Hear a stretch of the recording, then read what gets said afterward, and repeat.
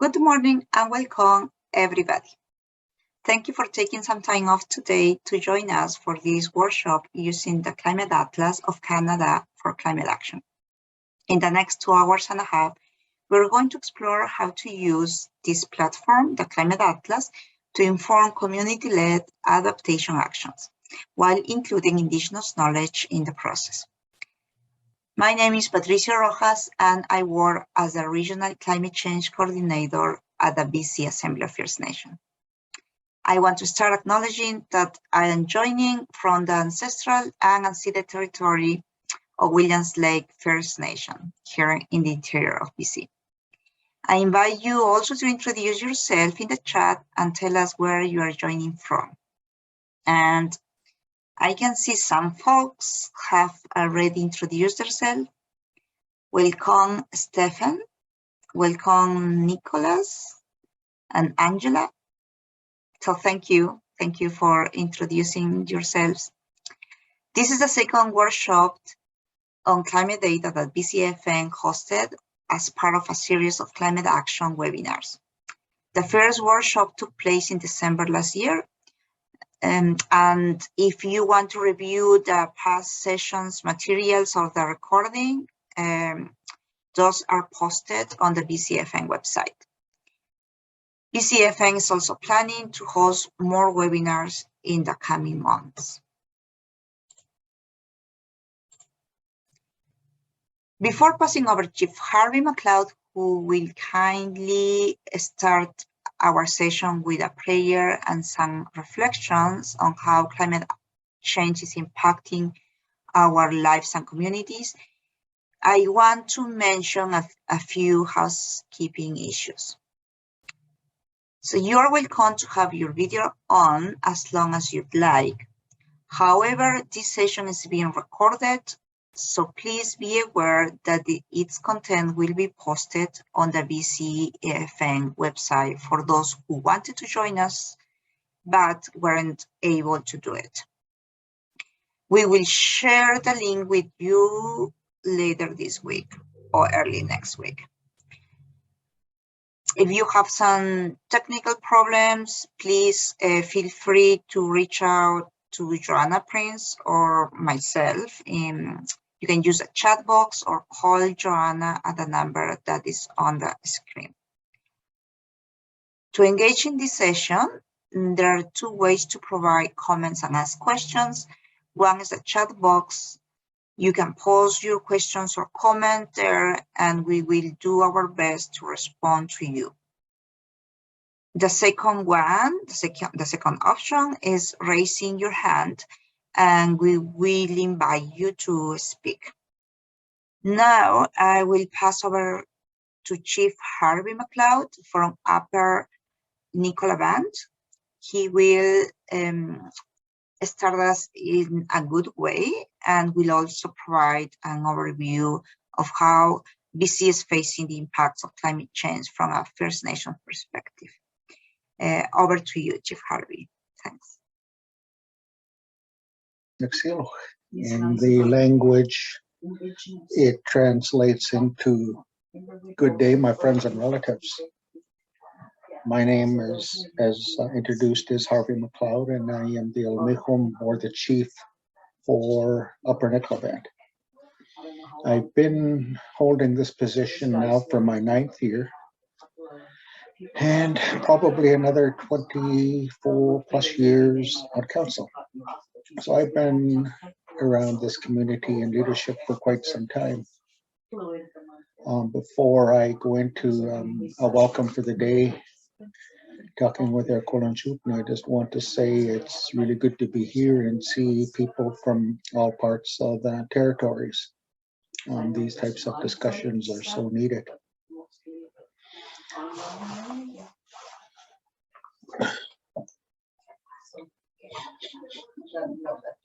Why Kolanchutna?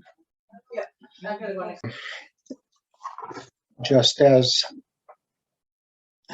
we begin the discussions here this morning, we are living in a lifetime where change is in our path. It's right in front of us. We have experienced life on this world like no other has for generations. The heat domes, the fires, the floods, causing devastation all over the country. I'm looking out my window here from our offices at Spachman, Douglas Lake Indian Reserve number 3. And it's a different world than I would normally be looking at this time of the year. It's 11 degrees out there. And for this time of the year, we'd be looking in the mid-20s to 30s in degrees, and the world's starting to dry up. In one way, it's good to look out there and see the rangeland still green and it's raining, but at the same time, the world that I live in is not used to having water around this long. The floods are coming in, and the snowpacks in the mountains haven't even melted yet. So we still have a long ways to go. And when we suffer up here in the headwaters of the watersheds, those below us can expect the same. This morning I was watching the news, and I'm looking at the heavy rains and snow in the Rockies and moving across into Alberta and Saskatchewan, and looking at the weather forecasts over in the east. That is so unusual. Looking at what's happening in the southern part of the United States, the heat that they're getting right now. We know we have to do something different. We know we have to change. And in order to change, we have to better understand what's really going on. We have rationale for why it's happening, but it's not enough. We still have some work to do as far as people are concerned in coordinating our efforts to bring some settling onto what's happening and be prepared for what's coming. I still can't understand. I can't even relate to what happened in the Kapmuk territory with the fires and the floods. Can't even apprehend that. So it's a really good time for us to come together, get to know one another, and find ways on how we can support one another for the heavy lifting that we have to do as people to help our Timuch, to help our lands. We have always said that when the land is healthy, we are healthy. So there's some inner growth that we have to go through as well. Some inner change that we have to go through as well. At the same time that we're looking at bringing some healing to our lands. That means that we got some work to do too. And especially with the many challenges that we had with the COVID, and more recently with the 215 and everything that goes along with the 215.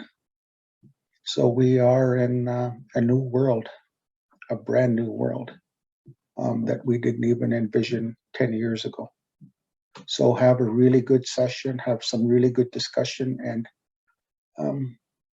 I know what we have here will be enough to start making the difference that we're looking for, to have a better understanding, so that we can assist and we can be a part of the solutions that we're looking for. So with that, have a really good day. White Limlet, thank you. Thank you very much, Chief Harvey, and thank you for being here. I know what your community went through last year. It was really challenging, and we don't know what's coming up now. As you say, it's important to come together and find ways to support each other, and we are here to support you. So we are going to review now our agenda. Chief Harvey, if you want to stay with us, and if that's possible, you're very welcome.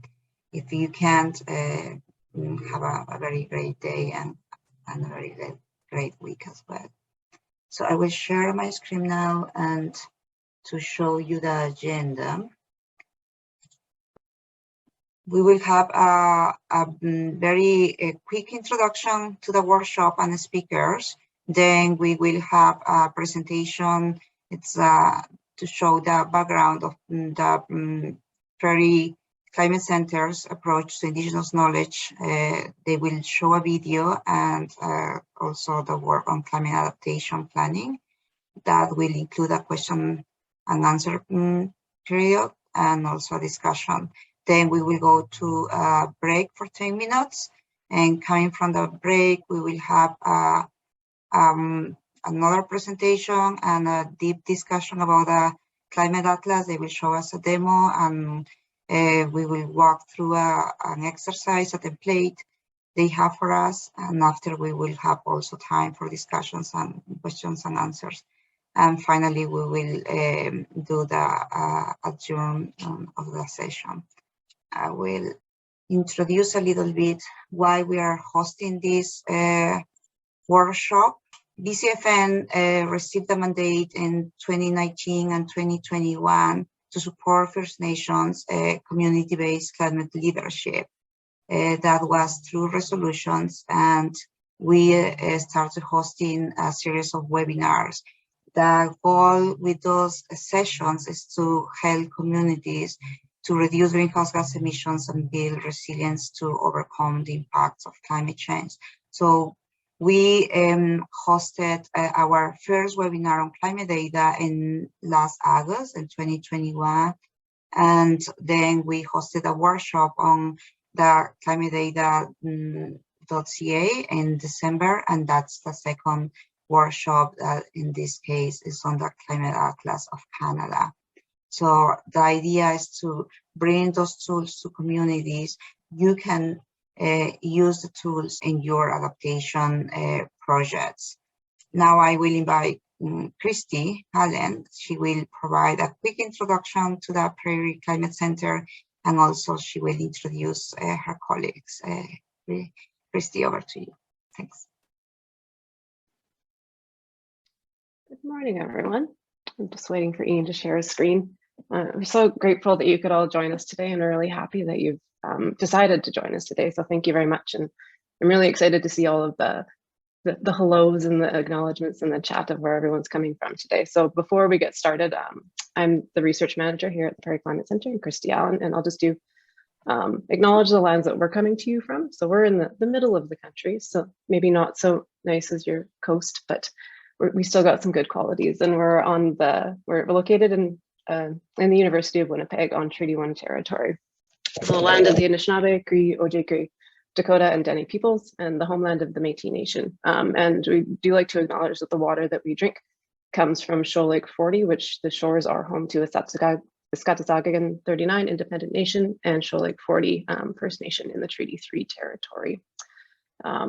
So we do take that very seriously when we do our land acknowledgements. And maybe as we go to the next slide, we'll see why. So the presentation today, we're going to be talking a fair bit about our process. So we're an organization, we work largely in kind of partner-driven, innovative climate change research, but and we try to take a different approach that is really community-based in our process. And we do this because acknowledging that as the very resonating opening that Chief Harvey gave to us, that climate change means something very different in various different regions of Canada and every different community. So we like to acknowledge that one blanket approach does not fit everyone, and blanket responses are also not good. So we really like to take that community-based participatory approach to starting to think through what it looks like to be resilient in the face of climate change. So we're a small but mighty organization. We do have a bit of a dated slide on the side that shows some of our team members, but we're very diverse. We have filmmakers, climate change specialists, climatologists, adaptation specialists, and then people like me who we're not sure what I am, but I'm here, so that's good. But so I think without further ado, I'll pass it off to Ian and Brett, who are going to be kind of taking you through some of an overview of kind of some of our recent developments in our approach, and then later in the presentation, we'll get to kind of an in-depth overview of the Atlas and how we can use it for implementation. And I do encourage that if you have questions or discussion points, just please surface them whatever way you're most comfortable with during the presentation, because we really love to chat and really love to hear kind of the community response to this, but also kind of feedback and how we can make this better too. So I think I'm passing it off to Brett from here. Good morning, everyone. Hetchum sketchwae. Laxentich will galhuxwi. Wilkut kunuchwistwitwi. So I just wanted to introduce myself. I am Gitchsan from the Northwest Interior British Columbia. I'm from Gitchsan Lach Yip. My territory is Laxentich, the Caribou Ravine. So I'm also an author of a children's series called Mothers of Chsan, and that talks about the interconnectedness of the species along our river and the life cycles of our people and how we are connected to every flora and fauna within our territory. And part of why I wanted to join the team was just to be, because of the work that they were doing was very respectful and was predicated upon the respect of building a relationship with the communities. Next slide, please. So again, just talking about how they build the relationships on top of developing great relationships with Indigenous partners and community. We also follow OCAP principles, and we make sure that every bit of our protocol focuses on the understanding that anything that the communities share with us belongs to them. There's nothing, there's no other way about it. Everything that we create and develop with communities belongs to them. Every step of the process, we make sure that we get approval by them and whoever our partners are, and to ensure that their message is clear and that at any time they wish, they can ask for the content to be taken down, or they want to change something within the content. That's how we work, and on top of creating those great relationships. Next slide, please. So we're talking about where Indigenous knowledges are currently, and in one of the latest IPCC reports, it was noted that we find, although there's reference to Indigenous content, which is increased from the fourth assessment report, the coverage is general in scope and limited in length. So there's little critical engagement with Indigenous knowledge systems, and the historical contextual complexities of Indigenous experiences are largely overlooked. So there's lack of Indigenous knowledge is included in the research, included in the adaptation planning, and it's something that we wanted to really try to change and bring these different perspectives to climate change research. Next slide, please. Ian, I'd like you to kind of touch on this one. You have a little bit more perspective on this article. It was a really great article about Indigenous knowledge systems, and Ian knows a lot of the people who were a part of the article. Thank you, Brett. So my name is Ian Morrow, and I'm the Executive Director of the Prairie Climate Centre. I'm a settler, Canadian, Italian origin, and I grew up in Manitoba mostly, but my grandparents had a farm that actually had a border on the reserve, Paul Band Reserve in Alberta. And I kind of grew up straddling worlds in a sense, and seeing and understanding, and my grandfather hunted and trapped and fished with all of his First Nation friends, and just kind of saw the world in that way at a very young age, and realized that was the right path to be in good relations with people in the land. And so my academic career kind of carried forward in that way, and I always had the interest in kind of Indigenous peoples and knowledges, because I saw this at a young age, my grandfather out there hunting and trapping and fishing, and really knowing the land and understanding the land with his First Nation friends. And so we'll talk a little bit about that trajectory and that work. But as Brett was mentioning, the international community, the best science in the world is not really kind of capturing or understanding what Indigenous knowledge is and the contribution it can make, despite the kind of perhaps desire to better understand. And so we're in early days, and this article here is kind of an expression of those early days. Obviously, the First Nations people on the call and communities, you know it's not early days. You know the land better than anybody for millennia. But in terms of that kind of linkage with climate science, that's the early days I'm kind of talking about. The integration, seeing the world in all the kind of ways to make good decisions. This article talks about, what are Indigenous knowledge systems and how can they help fight climate change? Obviously, a very basic question. You know the answer to this. But I think a lot of Canadians, a lot of policymakers, a lot of scientists are still working through these questions. So this basic question, and you can check out this article. They've got some really incredible people speaking in it. Graham Reed from the Assembly of First Nations, and a number of other folks speaking about their perspective. And they asked me, as a white guy, a Westerner, how I kind of see this, because I've spent a lot of time working on this, and they were kind of curious on my perspective. And there's some comments in there that might be helpful from all these different kind of perspectives. But this kind of shows that the conversation is evolving, and it still has a long way to go.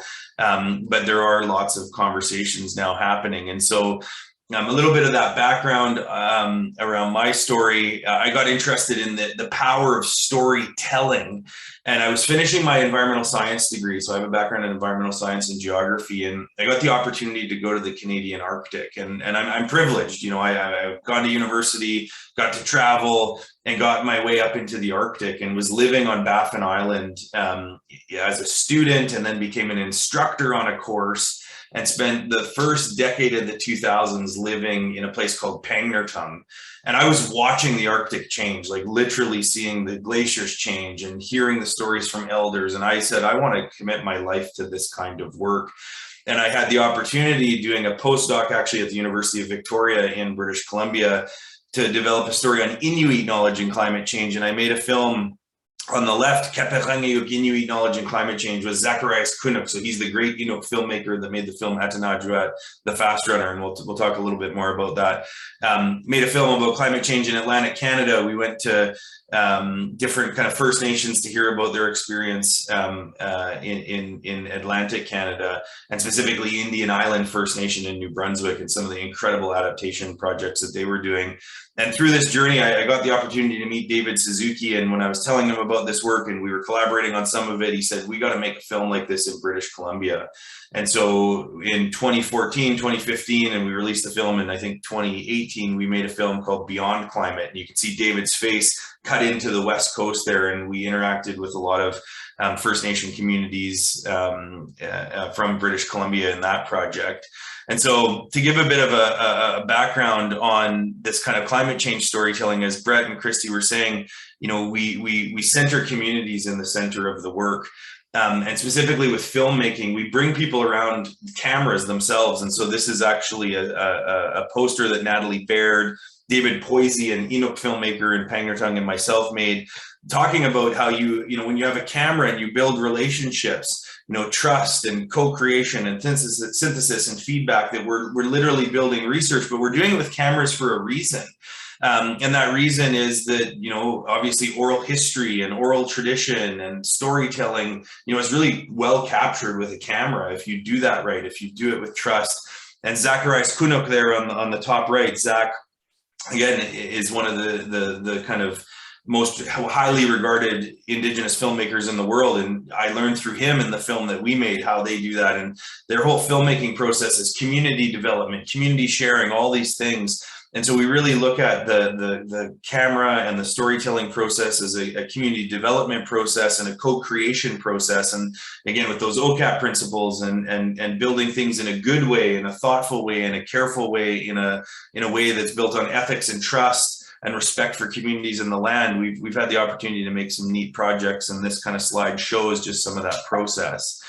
And with Beyond Climate, we were also, as Chief Harvey was talking about, there's some real changes that people are seeing, and I think, disorienting in a sense. They're destabilizing when your environment is not functioning the way that you have known it to function, and the changes can cause risks. And so looking at the kind of storyline, we started looking at, you know, this idea of building awareness, but that awareness can create despair. But how do you create hope and action out of that? How do you actually create narratives that drive people towards action? And so thinking through that process was really, really important. And this film, we actually, David and myself toured all through coastal BC. We did 12 communities in 14 days in 2015 with a draft of the film, getting feedback, hearing from more people, doing more interviews. And it was a really kind of participatory and dynamic process, getting into Haida Gwaii and into Bella Bella and into the islands, and really connecting with people all through the coast and making sure that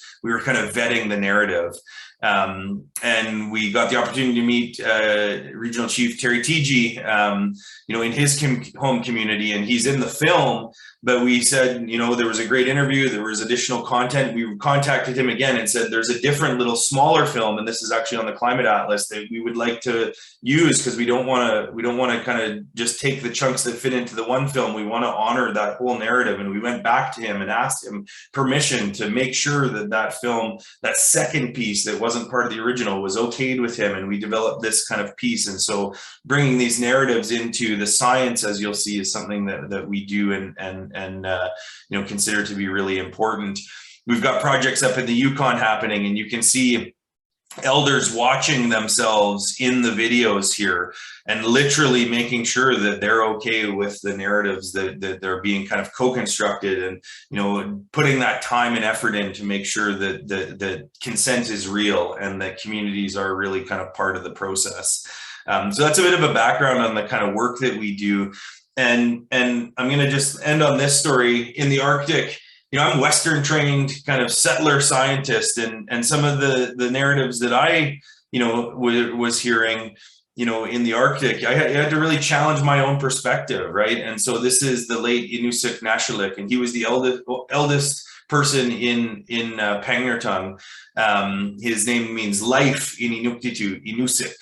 And he was telling us stories about how the ice is alive, and how icebergs are alive, and how they have sentience. And, you know, as a scientist, you're not trained to think like that, right? And so I was like, wow, that's really interesting. That's kind of a parable. That's a neat story. That's really powerful, you know, but maybe not really believing it myself. And then one day I was out in a boat in Cumberland Sound with my friend Sim Kuluwalek, and we came across this huge iceberg, and we were floating around the iceberg. And when we got to the point where the picture here is taken, you can see this human form on the ice, this kind of hunched over, you know, arm with a face and a mouth and eyes. And it's looking down at a rock. There's actually a big chunk of rock there floating on the ice. And when I was with Sim, he's one of my best friends, and he just said, like, wow, like, this is the real deal. Like, this is a living iceberg. Like, we're looking at it together. And it just blew my mind. And, you know, the stories of these elders and the knowledge that they keep, you know, I'm constantly trying to honor the wisdom and really appreciate it and advocate for it in the work that I do as a Western scientist. And this image for me, you know, was one of those wake up moments where, you know, you could really see that wisdom of the elders in the ice itself. And it forever changed my life. And on that note, I'll pass it back to Brett. Thanks, Ian. Yeah, so when we take a look at each of our nations and the reverence that we carried for the lands, you know, we talk about the glaciers, and, you know, we gave those glaciers names. We looked at those glaciers in the same way that the icebergs are looked at, the sentient, or that they have life. And one of those things the glaciers do for us is they're a telltale sign of a changing climate. And I was back home not too long ago, and one of the elders expressed to me that when they're up on their Lachip, their territory, that they're seeing the glaciers completely disappearing. Usually there'd be a large portion of them that would stay throughout the summer months, but they're no longer there. And some of them aren't even forming again. And but there's a reason that we gave reverence to all these different aspects of our life, both inanimate and animate objects. Next slide, please. So viewing every aspect of life as just living and breathing entity is not just to serve religion as it's been described by Western anthropologists, but rather to distinguish the importance of respect, rights, and protection that our precious resources need to preserve for many generations to come. So we are looking generations into the future. Our reverence for every aspect of life makes sure that they attain the same rights that we do as humans. We just view ourselves as being a part of this ecosystem, and that's how we keep in balance with it. We do not place ourselves above it, because if you do that, then you don't protect those things for the future and for the generations to come. So it is really key and important to utilize our perspective in when viewing the everything within the world, how we conduct ourselves with the world, and how we want to protect those things that give us clean air and water, and how we live in concert with all the other beings that are there. So where I'm from, each of our stories contain truths. Each of the stories that go with each individual's name contain those truths, and those truths help you know how to live and exist on the territories, how to make sure that what you do protects the territory for the future. Next slide, please. So one of the projects that we worked on recently was the Manitoba Climate Resiliency Training Program. And this was about bringing Indigenous knowledges into a frame that can be better understood for people coming from the Western perspective. Next slide, please. So within the MCRT project, we created a number of modules, and there was Climate Change 101 that talked about the climate change basics. What is climate change from a Western perspective, but also how can we take that into Indigenous understanding of climate change? We know what climate change is, we understand what it is, but just because we're using different terminology and language, sometimes people will think that we don't have that understanding, but we do. And it's just a matter of looking at things through the different translation and in a different lens. And one of the key components to the modules we developed was the two-eyed seeing. That was done with Elder Albert Marshall. And then we did Indigenous climate change, or Indigenous communities and climate change. And this one is taking a look at the risk and impacts on Indigenous communities. What is climate change doing now? And then Manitoba's changing climate. These modules were very important in how we were looking at the world through both lenses, the Western perspective and Indigenous knowledges. Next slide, please. So with the two-eyed seeing approach, you went one too far. So with two-eyed seeing with Elder Albert Marshall, he defines two-eyed seeing as learning to see from one eye with the strengths of Indigenous knowledges and ways of knowing, and from the other eye with the strengths of mainstream knowledges and ways of knowing, and to use both of these eyes together for the benefit of all. So incorporation of different knowledges was key component to all of the nations. Many of the nations looked to one another, shared information. Throughout the winter months, some different nations would connect. Through trade, different nations would connect, and trading didn't just involve economic or material things. They also involved exchange of knowledges and passing along these knowledges. Next slide, please.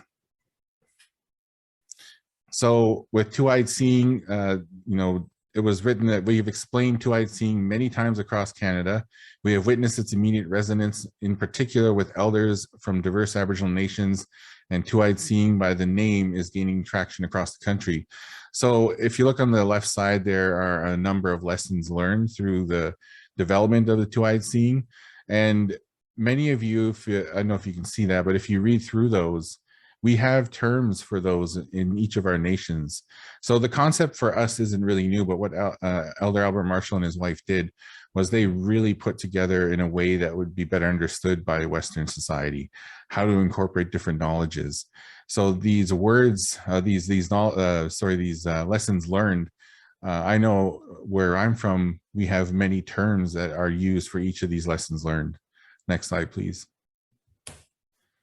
So here is, oh, there you go. So the two-eyed seeing is gaining traction. As you can see, it's being used in many different types of research, and it's being used it's published in magazines across the globe. There's Science magazine. It's even used as a way to look at coming out the Western perspective versus Indigenous perspectives on Two-Spirit. There's lots of different methods of study that are utilizing two-eyed seeing. It's not something that's just for science. It's for all forms of study. It's a way to bring together different knowledge systems. Next slide, please. And this here is Elder Albert Marshall, and he's sitting at the dinner table where him and his wife together developed the concept of two-eyed seeing. And it was amazing that we were able to host a session with him. He's in his 80s and still has so much to share with people, and we were very blessed to be able to hear him speak about two-eyed seeing, and just to know that, you know, they changed a lot for the university. And one of the main goals for them was to try to increase the amount of Mi'kmaq youth who are joining the science program at Cape Breton University, and it turned into something much more because they were sharing such beautiful knowledge. And so for him to be able to share it with us and share it with everyone from that very same table that him and his wife developed it was phenomenal. And I was very honored to be able to spend that time with him. Next slide. I'm going to have Ian, send it back to Ian. He'll be able to share about the Anjasea Key gathering that we had at Turtle Lodge. Yeah, thank you, Brett. And this kind of two-eyed seeing framework that we're talking about is kind of leading us towards, you know, the kind of work of integrating, you know, Indigenous wisdom, knowledge, experience with climate data, so that we can make really good choices. And that's the kind of framework. And we've had the great privilege at the Prairie Climate Centre to be closely located to the Turtle Lodge. And this is a Indigenous Knowledge Center in Saugeen First Nation and Anishinaabe territory. And we were working very closely with the late Elder Dave Kershane, and I saw that Knowledge Keeper and Chief Daryl Bob is here, and I want to recognize Daryl Bob and his time at the lodge as well. And you might want to jump in here and say something, but we had the opportunity to collaborate many years with Elder Kershane and the elders at Turtle Lodge. And in particular, when we passed tobacco to Elder Kershane and said, like, you know, we don't have all the answers, you know, we need guidance. You know, science is one way of knowing, but we need to kind of find this collaborative, you know, approach to knowledge. We started immediately planning this Anjasea Key Summit on climate change. And this was Elder Kershane's vision, was to bring elders from the Americas together to Turtle Lodge to talk about and understand and hear from each other and learn about the diverse kind of Indigenous perspectives on climate change. And through that trust building process, that kind of video process, they allowed us to be in there with cameras to document this. And we had a master's student, Laura Cameron, here, who was working on her master's and doing it very closely with Elder Kershane. And we wrote this article together about that time in the lodge and the gathering itself. And it was amazing because, you know, as again, a white Western trained academic, you know, this 4 days of conversation, and it started with Elder Kershane would always give a charge kind of at the beginning. He would, the invocation, the intention of the meeting. He had this really kind of beautiful commentary about climate change and, you know, why we were all there.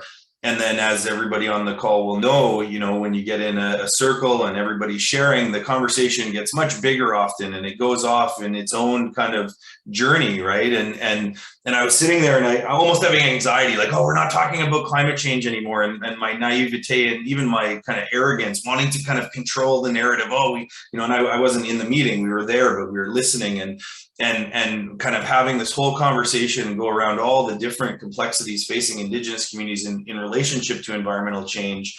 And it came back in the last kind of couple hours of the last day of this 4-day meeting, where people started saying, you know, the human values of greed, arrogance, anger, dominance, selfishness, competitiveness, disrespect, ignorance caused by colonization, these things that have kind of infused people, Indigenous or non-Indigenous, you know, they've created these behaviors and activities that lead to the extraction, the exploitation, the pollution, the war, the violence.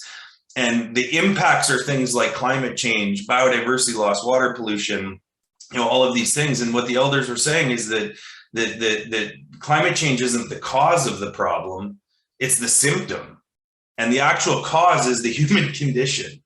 And that was such an incredible wake-up call for me in terms of, you know, this, if we focus on this technical science as the problem and the solution at once, well, we've already lost. It's a much bigger conversation about human values. And that's where Elder Krishane, you know, he said it's a change of heart. And again, another big realization for me in terms of how to approach these things and the lessons learned in that lodge. And so, you know, our work was to collaboratively figure out how to articulate what was said in there. And again, these problems caused by colonization and human values, and how Indigenous wisdom and traditions and spirit and ceremony and language and histories, they really do feed into creating these Indigenous-led solutions. And so that paper is available. It's an open access paper. All the things that Brett was talking about in terms of all those modules, those are also things that we can share. And so those are, you know, the conversation with Albert Marshall, for example, that's all recorded, you know, through consent. And we have that stuff where we can kind of pass that forward, you know, for your further use and kind of building of information to support climate action in your own communities. And so this whole kind of thing is leading towards the Climate Atlas. That's why we're here. This idea that we're trying to create like two-eyed seeing and an actual tool that can support communities. And so we built the Climate Atlas over a number of years, launched in 2018 with then Minister of Environment, Catherine McKenna on the left. We launched it in Toronto. We got money from Environment Canada. It was the first national portal on climate change. It had immediate kind of user impact and media stories about it, and it supports applied adaptation. So this session is really about how do we support communities and getting you the tools that you need, and we quickly want to move there. But this is an example of the Climate Atlas. If you go there, it's climateatlas.ca. This is a screen grab for the number of plus 30 days. You can see on the top right for Vernon. And so when we originally launched it, it only had kind of Western place names. We didn't have an Indigenous version of the Atlas, and we've changed that. So we're going to talk about that in a second. The play buttons are videos across that landscape. And what you're looking at right now is kind of a high climate change scenario. So emissions kind of as usual in the 2021 to 2050. And it shows that Vernon is in the historical baseline, actual observed data, about 12 plus 30 days. But in that kind of medium term future, 2021 to 2050, it's going to jump up by about 11 plus 30 days. And in the slider on the bottom, you can see I just going back and forth, you know, we're in 2021 to 2050 and moving forward in time, the climate projections. So these are climate projections, which Matt will talk about. He'll do a deep dive on the Atlas. In that high carbon kind of far future 2051, the historical baseline of plus 30 days in Vernon going from 12 up to 40. So almost a whole month of plus 30 added to the system. And so the Atlas started showing these data to Canadians, and it was like, whoa, that's serious. We need to start preparing for this. We developed a report on heat waves, and obviously in BC with the heat dome. This came out in 2019. It was one of the first kind of major public reports about the risks around heat waves. And you look at what happened recently in BC, you know, this is the stuff. The science can help us think about that future. And so it's very, very helpful. Pardon me. This is the report showing kind of some of the Atlas data around heat waves. We've done a lot of stuff on communicating disease. So, you know, with pandemics, you know, infectious disease and climate change are linked. Lyme disease, for example, waterborne disease. So with, you know, living in an era of COVID, thinking about climate change and its impacts on disease, these are things that we're interested in. And then this adaptation planning. So what do you do with it? What do you do with the data? What do you do with the community knowledge? In Selkirk, which is about an hour north of Winnipeg, we developed a really high resolution adaptation plan with them, which is also publicly available and shows step-by-step how you do that. So this is another resource that we can kind of send a bundle together to Patricia and kind of gift that out to people in terms of tools that you can look at. and essentially kind of risk assessment. And how do you do that? And how do you take community priorities and community knowledge with science and weave them together? And again, that's what we want to show in the workshop today in terms of your communities. We've done stuff with the whole province of Manitoba, actually looking at risk for governments in a similar kind of process, which we could talk about. But I'll pass it back to Brett, and we're going to kind of take you quickly into that more specific First Nations content that we've created, and we'll talk about for the rest of the workshop. So part of doing this new type of research is making sure that we can see the full story, and Indigenous knowledges and teachings, and it evolves around sharing oral traditions and song and dance and just speaking about the land. And on top of that, you know, showing people directly how things are changing, how they're being impacted. And so the knowledges that we wanted to share has to be shared in a way that represents the communities. And one of the best ways that we can do that is through film.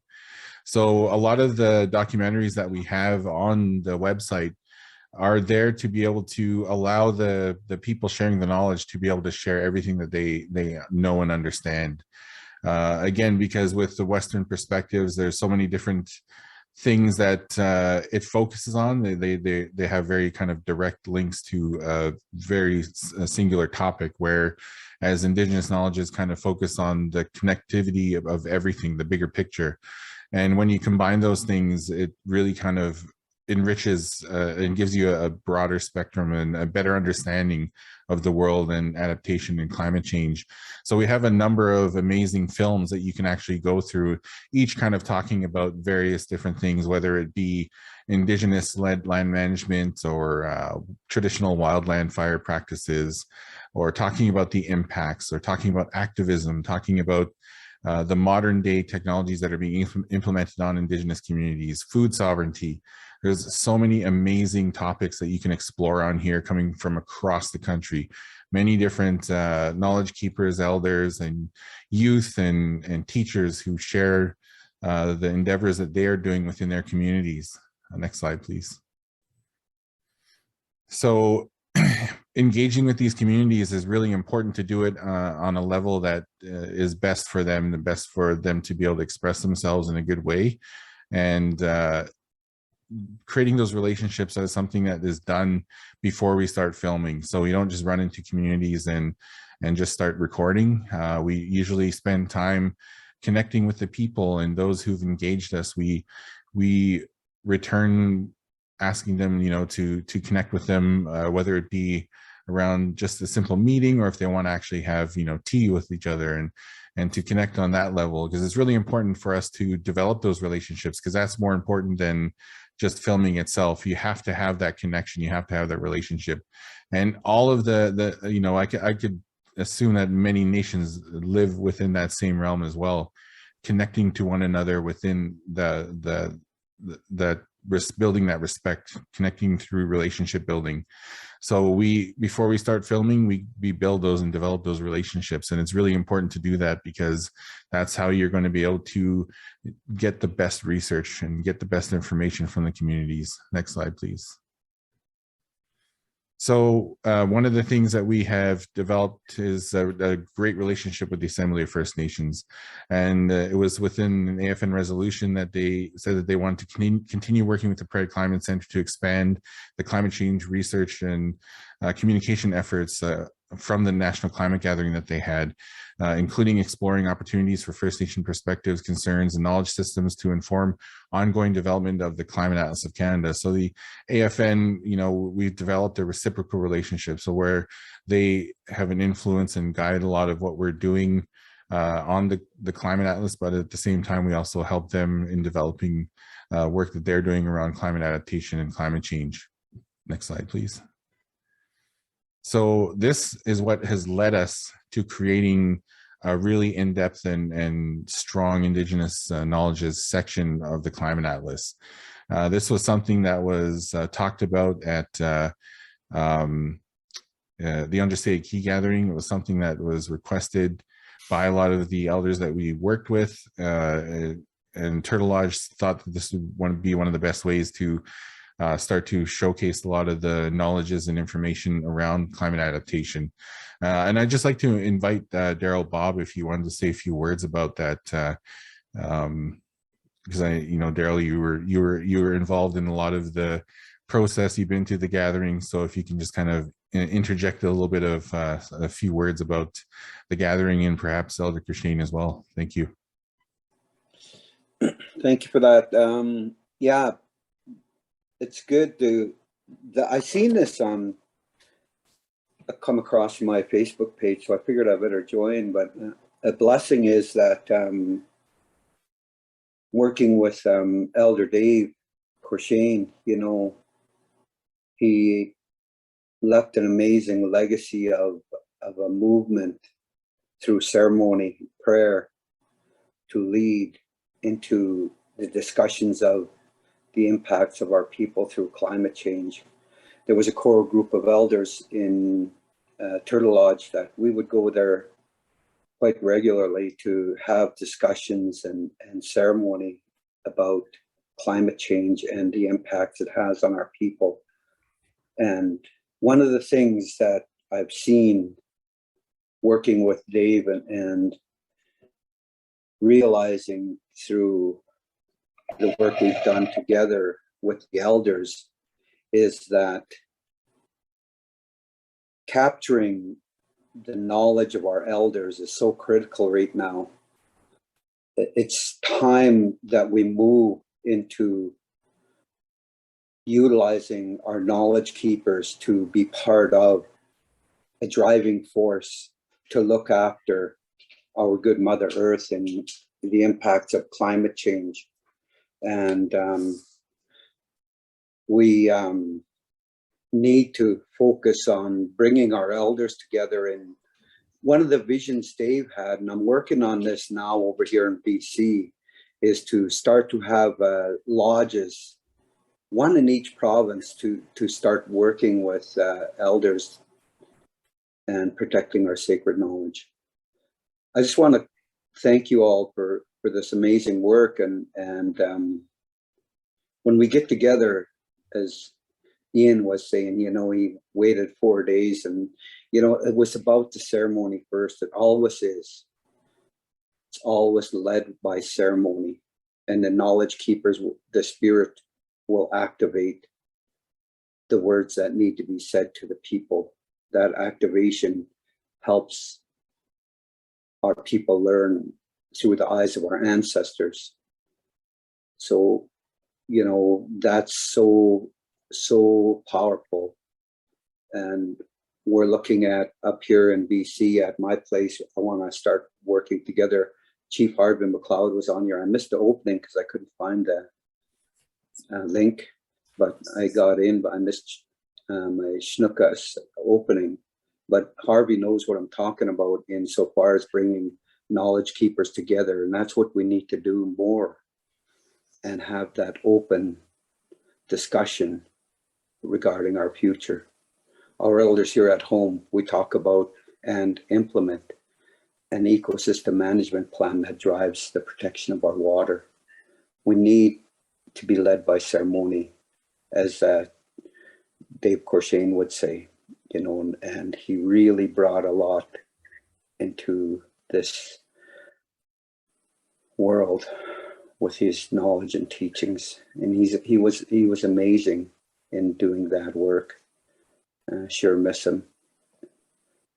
I'll just leave it like that for now, and I'll just listen. Thank you. Thank you very much. Again, yes, one thing that we also like to reiterate is that we do everything with ceremony. For us, that's very important. So at the organization, anything that we take in and we endeavor to do, we do that with ceremony and in ceremony, and all of this began in ceremony. So every time that we take new steps and create new ideas with the work that we're doing, we always like to make sure that we do this in ceremony, because that's for thousands of years, that's how our people have existed on these territories since time immemorial. And, you know, we've got some of the oldest societies in the world.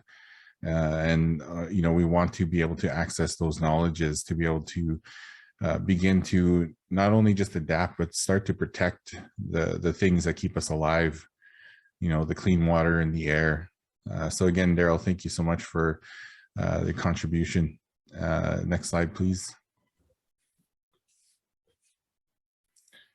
So all of that work that was done, you know, pushed us into our launch of the Indigenous Knowledges section of the Climate Atlas. So March 15th, we launched, and one thing that was really important for us and for the team was to ensure that we open in a very good way. So we had Métis First Nation and Inuit representatives, Cassidy Caron, Kluane Adamic, and Silawa Kluche open with some amazing words. And it was important to understand that, you know, we want to acknowledge the matriarchs, those who guide us, and the life givers that aren't often acknowledged enough. I think we need to do more of that, and so that was really important for us to do that. And it was an amazing launch. A lot of fabulous people attended, and there's some good interaction and questions, and we couldn't ask for better openers. And so just kind of to talk a little bit about the icon or the logo that you see there was something that I wanted to create that would represent the land itself and the many nations that depend on the land and the sun and the water. So that's kind of where that Rosetta style icon comes from. It's something that I feel can represent the many peoples. Next slide, please. So I'd just like to thank you so much for this brief overview of the Climate Atlas up until now. I'm going to send it to Ian, and we'll be starting off with the detailed, in-depth look into the site itself. Yeah, I want to thank Daryl for, you know, your words, and again, I've been in the lodge with you a number of times, and I know you were there for Dave's final send-off with your son, and you know, it meant so much for him to be with many people together, and yeah, it's sad to see him go, but like you said, he's left us with so much, and part of it is literally this atlas. Like, he helped us to kind of develop it and build the relationships, and so we're going to do a deep dive into this. So I'll just quickly kind of show, and Brett, maybe do you want to kind of talk about this graphic here for a second? Yeah, so at the top of the Climate Atlas, we had a map up there and it said, "Welcome to the Climate Atlas," but you know, we thought that it would be better to kind of represent the languages from the land. So we still have welcome there, but we also tried to put, it's not every language, there's just so many languages, but I tried to make sure that there was correct spellings and representation of some of the languages. But if you notice, it's kind of in the shape of an eye. So it's just kind of represents seeing the land as itself. I took the borders off the map because, you know, we just see the land. There's no lines that separate the land. Everything is connected together. So it's something that we wanted to change to make sure it was more inclusive of the many nations from across the country. Yeah, and Brett, as a designer but a knowledge keeper himself, like, it's amazing to have him on the team. And we're going to take you through this. We'll have a break and then we'll take you through all the details of the tool here. But again, it's distinctions based. So Métis, First Nation, Inuit, and we'll talk more about that. And that was guidance we would receive from various organizations. But I just want to bring your attention to this. This is the actual Atlas launch. And so Silawa Kluche is, you know, the great Inuk, you know, person that connected climate change and human rights. And she changed the way we talk about climate change. She was co-nominated for the Nobel Peace Prize with Al Gore, actually. And so she's really incredible. Kluane Adamic, you know, the regional chief for Yukon, but lead for AFN's climate file, and then Cassidy Caron, the president of the Métis Nation. And so they launched the Atlas, the Indigenous content on the Atlas, with the Prairie Climate Centre. Talk about a humbling moment, right? Like, it was really amazing to have these individuals there, and the conversation. So this is like an hour and an hour and a half long video, but if you want to kind of carry this conversation further and see how it was launched, that's worth checking out. And this is all at climateatlas.ca. And so we can kind of maybe close there and do a little bit of Q&A on what people have heard so far, and have a bit of a discussion. And then I think Patricia's got us structured for a bit of a break, and then we'll come back and there's a demo that Brett and I had done of the actual Indigenous content. And then Matt will take you through like how to actually use it for applied planning in your own community. So maybe we'll pass it back to Patricia and we can do a bit of Q&A if people are interested in that.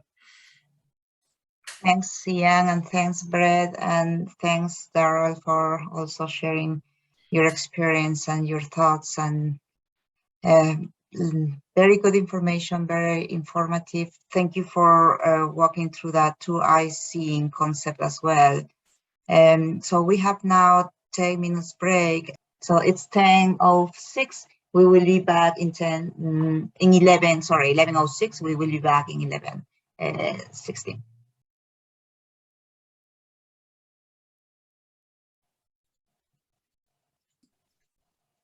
Yeah, yeah. First of all, I'd like to thank Harvey McLeod for opening up this discussion in a very good way, and for the presentations that have been made.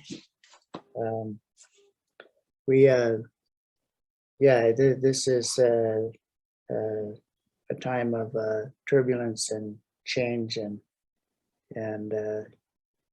there are so many issues that have been touched on, and we need to rise to the occasion and go through that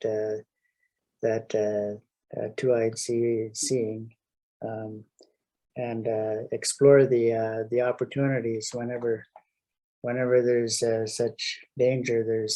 There can be opportunities as well. And I know there's, economic economies related to the creation of solar panels and wind, capturing energy with the wind, and there's also building materials that that are being created right now. Instead of using concrete, there's hempcrete, and hemp grows, prolifically, in a lot of places, and that hempcrete is fire resistant and mold resistant. So it's something that I think it needs to be very much encouraged, because Lytton in particular is interested in fire resistant material, and we're trying to get our arm up, to protect our land and communities from flooding. More severe flooding is on the way, as we know, so people are starting to build dikes, and we need to be careful about about how we need to ensure that we have our fishing sites protected, or using the dikes and creating new fishing sites. And so that's some of the concerns that we have here, and I'm so happy that people are focusing on our relatives in our ecosystems.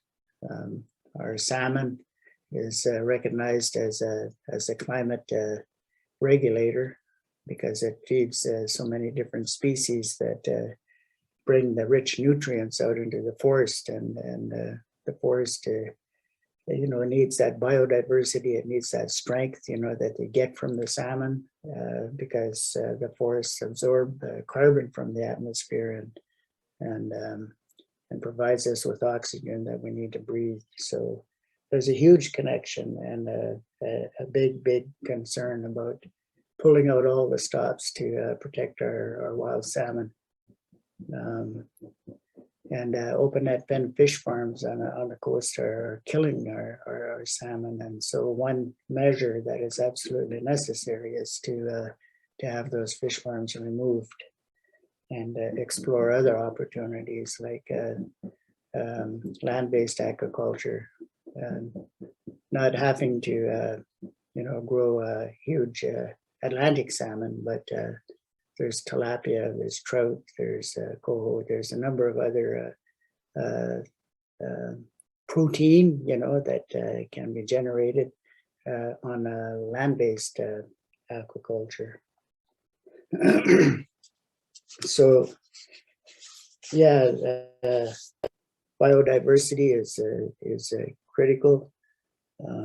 Forest fires, landslides, all of that we're facing, and more than ever before, we need each other to share this kind of information and develop strategies that can help us adapt and restore some of the things that have been damaged in our ecosystems. So what I really like about this this climate atlas is that it provides us with a forecast, a focus of what's coming, and so when we know what's coming, then we're in a better position to prepare for that. Yeah, so we're continuing to monitor the freshet, that's happening, and we're seeing the water rise pretty high. And if there's a sudden heat wave that comes, then we will experience some flooding, and that'll take a big effort to protect our communities. Thank you for listening.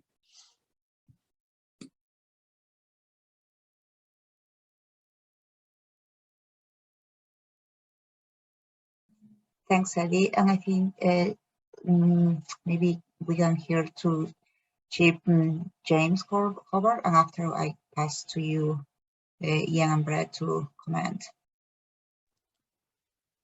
Chief James, please.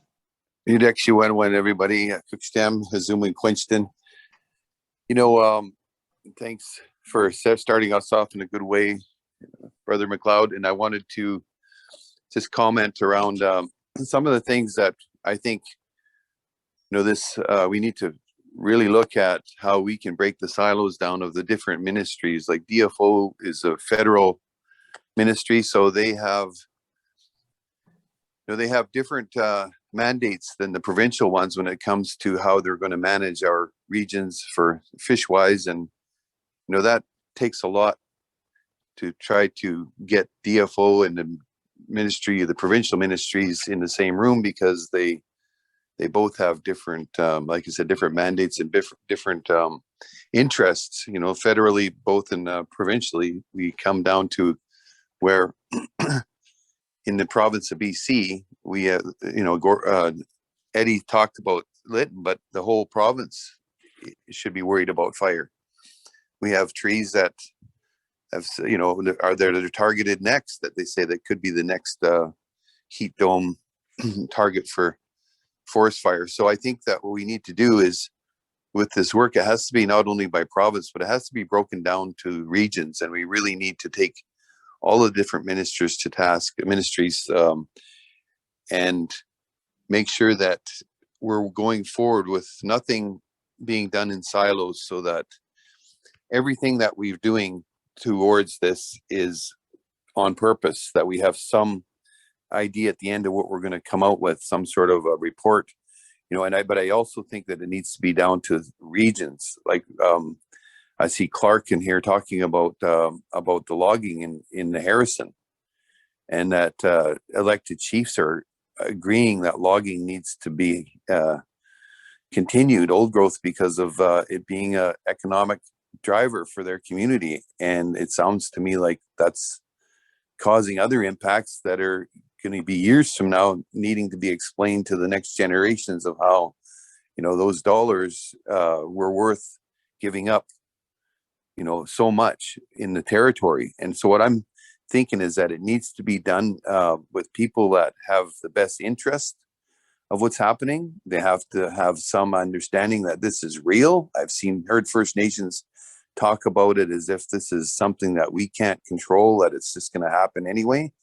And so we really need to make sure the right people are in the room. And I don't know how we can test for that, but if we have any slow spokes in the wheel, we need to really make sure that we keep moving forward. And I think we also need to be mindful that during the mapping that there's going to be, we see right now animals that are moving from areas, dust that's blowing from one direction that used to always blow down is now blowing up because of the different temperatures and different times of year. But like I'm saying, there's different birds that are flying into our nation. You know, we see different fish in the waters, and I think that, and different animals roaming. And I think that that all needs to be taken as part of the messengers of what's going on right now. And you can't do that from 1,000 feet up. You got to be down on the ground doing that. And so I think that's where I think this needs to come, is to hands-on, and it needs to be funded really well, and it needs to be on purpose. It needs to have purposeful parts of this project that need to have deliverables at the end and in a timely way, so that we can measure a year from now what we've seen and where things have changed, and if we're going in the right direction, even in the monitoring, right? And so, yeah, we have to, and with the forestry, we really need to hold them accountable for all the trees that have been taken out right now, for taking away the old growth corridor for animals to travel from one place to another. Because in this climate crisis, where are the animals going to go? It's like they worried about the logging and how to manage it, but the migratory paths of all of these different animals is being at detriment to the dollar. And I think that, in my opinion, we need to, you know, I've been on the climate crisis list to support since I think 2016, 2015, something like that. And so I'm glad that we're still moving on it, but I think we really need to make sure that it's taken 100% serious by everybody that's involved. It can't be somebody that's just doing it off the side of their desk. Cookstem. Thank you, Chief James. There is another question in the chat from Jade, and she said, you spoke about the use of this resource for planning. I am not Indigenous science and educator of Youth K-12, and I'd love to have your take on how to integrate this into climate change education and how to ensure that I represent the central importance of Indigenous perspectives and the heart of this work. So I will leave that and pass over Ian and Brett, and we can move on if there are more comments after that, or to the second part of the session. Brett, do you want to jump in there and kind of with some initial thoughts? Yeah, so pardon me. Yeah, so the resource itself, using the Climate Atlas as a resource, is it's something, if you're a non-Indigenous educator or scientist who wants to kind of access information about communities, this is a good place to see what the data is like in the particular community. But when you're looking at the content, such as the documentaries and the published articles, that's kind of more of a stepping off point. You see how that work is being done, what kind of information is shared through that work. If you're a researcher, you're going to, at that point, use what we do as a guide in developing your own relationships with the community that you're doing studies in. So I think it's really pertinent for people to connect to the communities that they want to work in. I don't see the Climate Atlas Indigenous section as a way for researchers to just kind of go in and say, hey everyone, this is how all Indigenous people are. look at this and read this information. No, it's a place where you can share knowledges, but understand that if you're going to a particular community, you got to develop relationships with those communities. So Jade, I might recommend, starting off by connecting with your knowledge keepers in the communities that you work with. So if you're a non-Indigenous educator, connect with some of the knowledge keepers from your location. But also look at, use the Climate Atlas as a study point. So, your students can take a look at the documentary films. If there's a particular topic that you wanted to cover, we have a film on there related to those topics about adaptation or planning or different information related to the communities. But it's also really great to be able to connect with your local knowledge keeper and elder and have them connect with the youth, because those are the kind of the important things that we need to start doing, is building those relationships, because the perspectives are very different from community to community, but also from the Western society to First Nations communities in general. It's a very different perspective. So I think the Climate Atlas is a very solid resource for you to be able to begin that journey. But it should also include connecting with whoever your elder is from the communities that you work in. Yeah, and we've been working with educators as well to build curriculum around it. We actually, Brett and I have been working quite closely on trying to develop some of those kind of more applied resources for educators. So that's kind of forthcoming.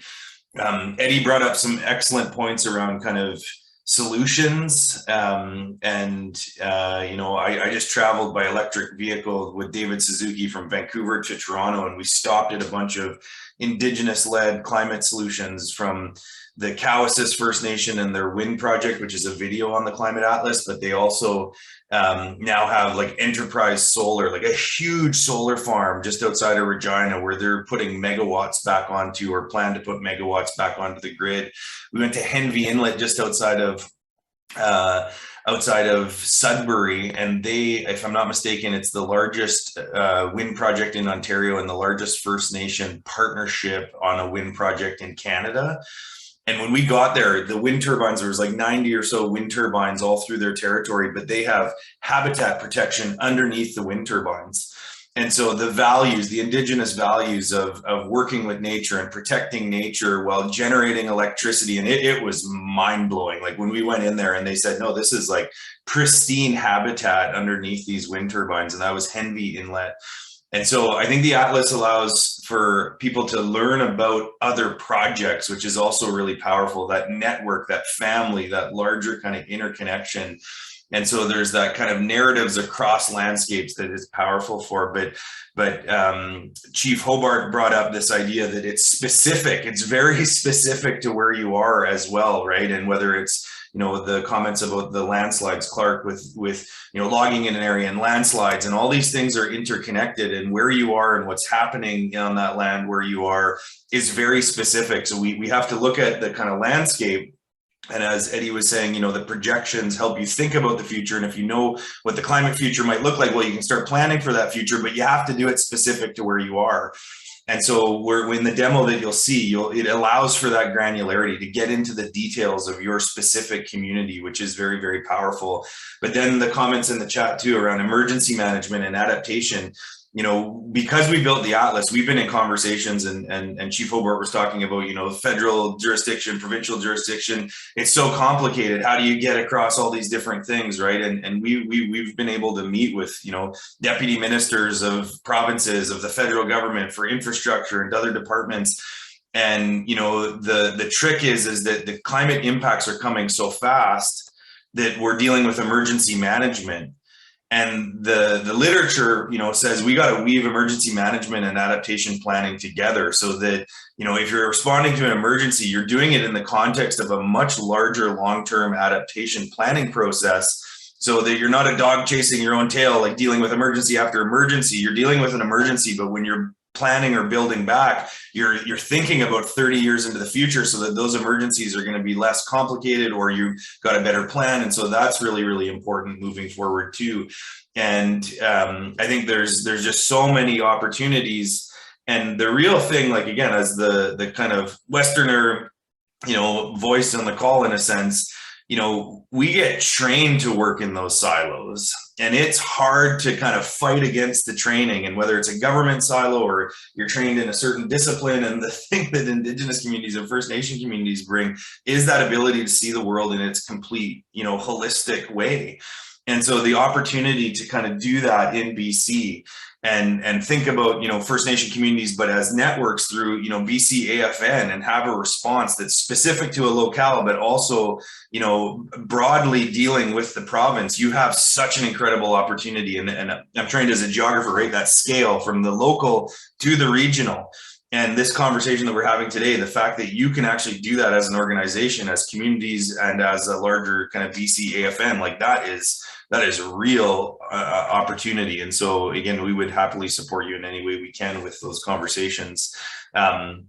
And we can pivot into what this looks like specifically, because we're talking kind of abstractly, but the Indigenous Climate Atlas and the First Nation data on it, I think once you see it, you'll realize like, wow, there's huge opportunities with that community knowledge and this data that is now publicly available, and only since March 15th when we launched it. And it's the first time First Nations data across the country have been made available and can be used in this way. So it is a pretty exciting thing to show. So I don't know, Patricia, if you want us to show the video or there's any other comments, but happy to follow the lead of everyone on the call.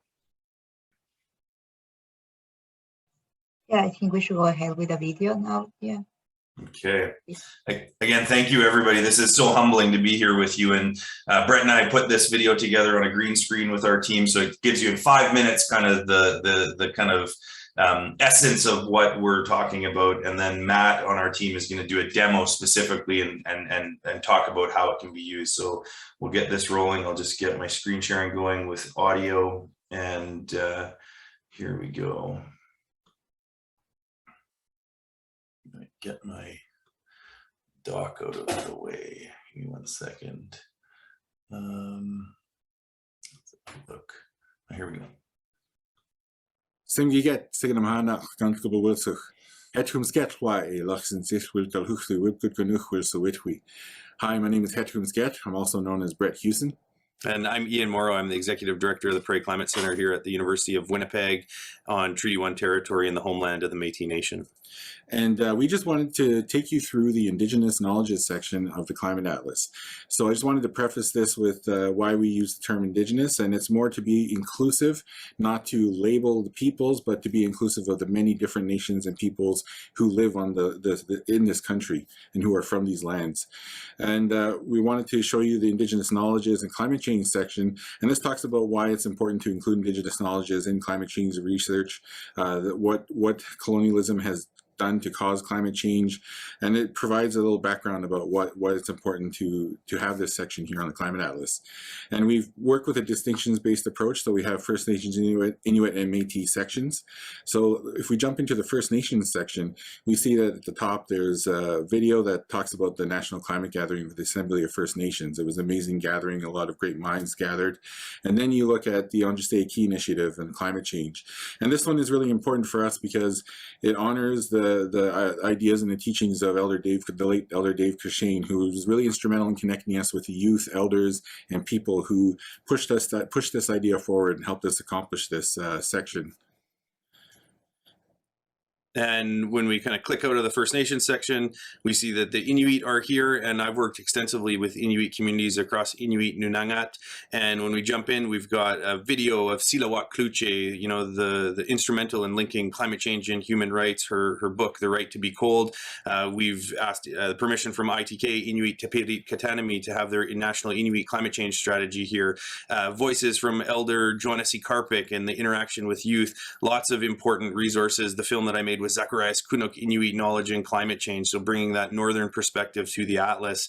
And here in the homeland of the Métis Nation, although I'm not Indigenous myself, my wife and my children are. They come from intergenerational Métis families, and it was quite an honor. We worked with filmmaker Chris Gaudry, Métis filmmaker Chris Gaudry, and he made these Métis videos, Métis communities, the importance of solar, wildland firefighters, the traditional knowledge of the forest and how to protect communities. There's lots of great content in here, and it is kind of complemented with a series of Indigenous climate change maps. And when I created the icon that we use for the Indigenous section, I wanted something that encompassed the land itself, because that's actually what creates the culture of the lands, is the land itself. And if you look to the left side of the map, you see the icon there. And when you click on the icon, you can break it down into First Nations, Inuit, and Métis projects and communities. And this is something that is really important for us, because you can access the information from your community, and more importantly, you can access videos and documentaries from across the country that relate to Indigenous knowledges. And so when we click on First Nations, for example, this is every single First Nations reserve community, 634 communities, literally from coast to coast to coast.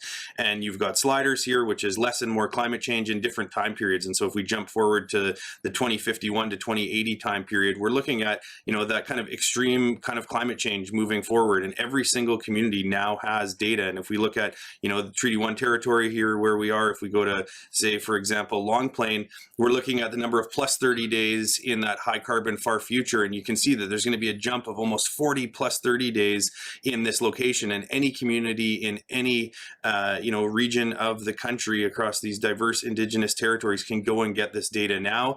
As Brett mentioned, it's distinctions based. So if we go to Inuit communities and we back the map out, we can see all of the Inuit communities. And this is the first time that this kind of data has ever been made available for Indigenous peoples of this country they call Canada. And if we click in and we start to look at, you know, some of these Arctic communities, I've spent a lot of time up in Iqaluit and Pangnirtung.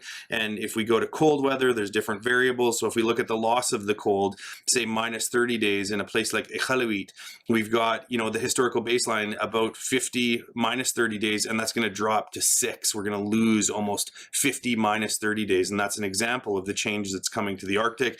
And that's an example of why a map like this is so powerful in terms of helping communities think forward, plan. And when we go into the final section, Métis projects, we've got projects that the Métis National Council with their governing members have helped to kind of plot across the map that looks at the different initiatives that the Métis communities and leadership of this country have been, you know, developing for climate solutions. And so it's a pretty important tool that is now available. And one thing I just want people to remember is this is a place we want to be inclusive for everybody. So if you see your community name isn't what you think it should be, you let us know and we can change that to what it's supposed to be. And also just to remember that we're not trying to label anyone here. This is about making information and resources and research and data available for you and your community, but more importantly also to share your knowledge with everyone else so that we have a place where we can bring science and Indigenous knowledges together in a good way.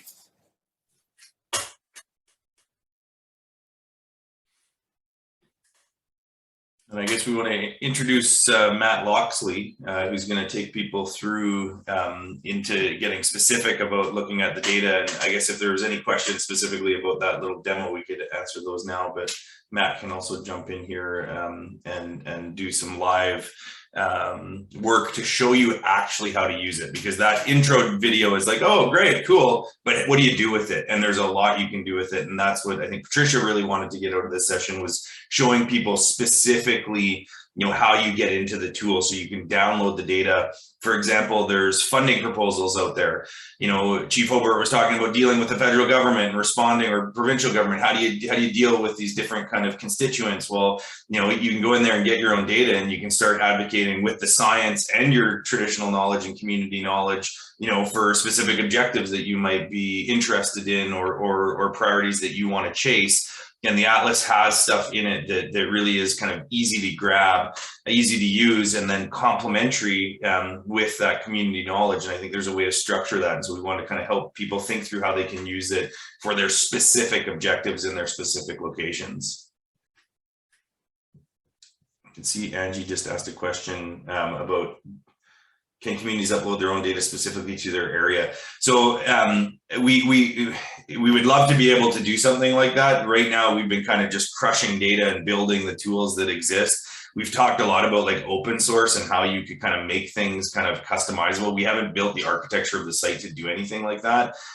It would be lovely if it could. You know, we're an organization like every other that's trying to piecemeal build funding and get money to kind of do this work.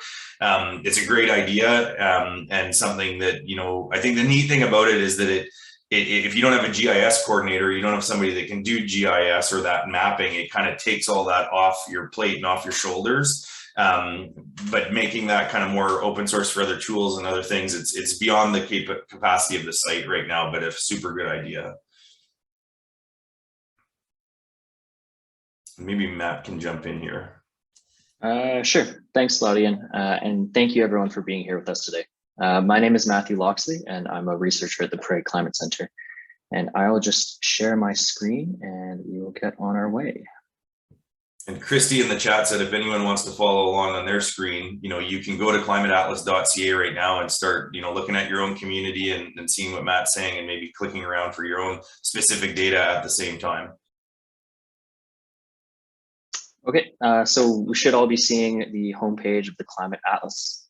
And so it is an online tool that we developed really to make climate change more approachable and relatable for people that live in Canada by combining climate science, mapping, climate data, and storytelling all in one place. And so the best way to go about showing what is capable through the Atlas is through a demonstration. And so I'll be going through and showing you the various types of content that we have available, as well as how to use the map and how to go about looking at the data in a way that might be useful for you. So some of you may already be familiar with the Atlas, while some may be your first visit here, but I hope I can leave everyone with something that is new that you've learned. So on our homepage, there's a number of different ways you can navigate to the various types of content we have.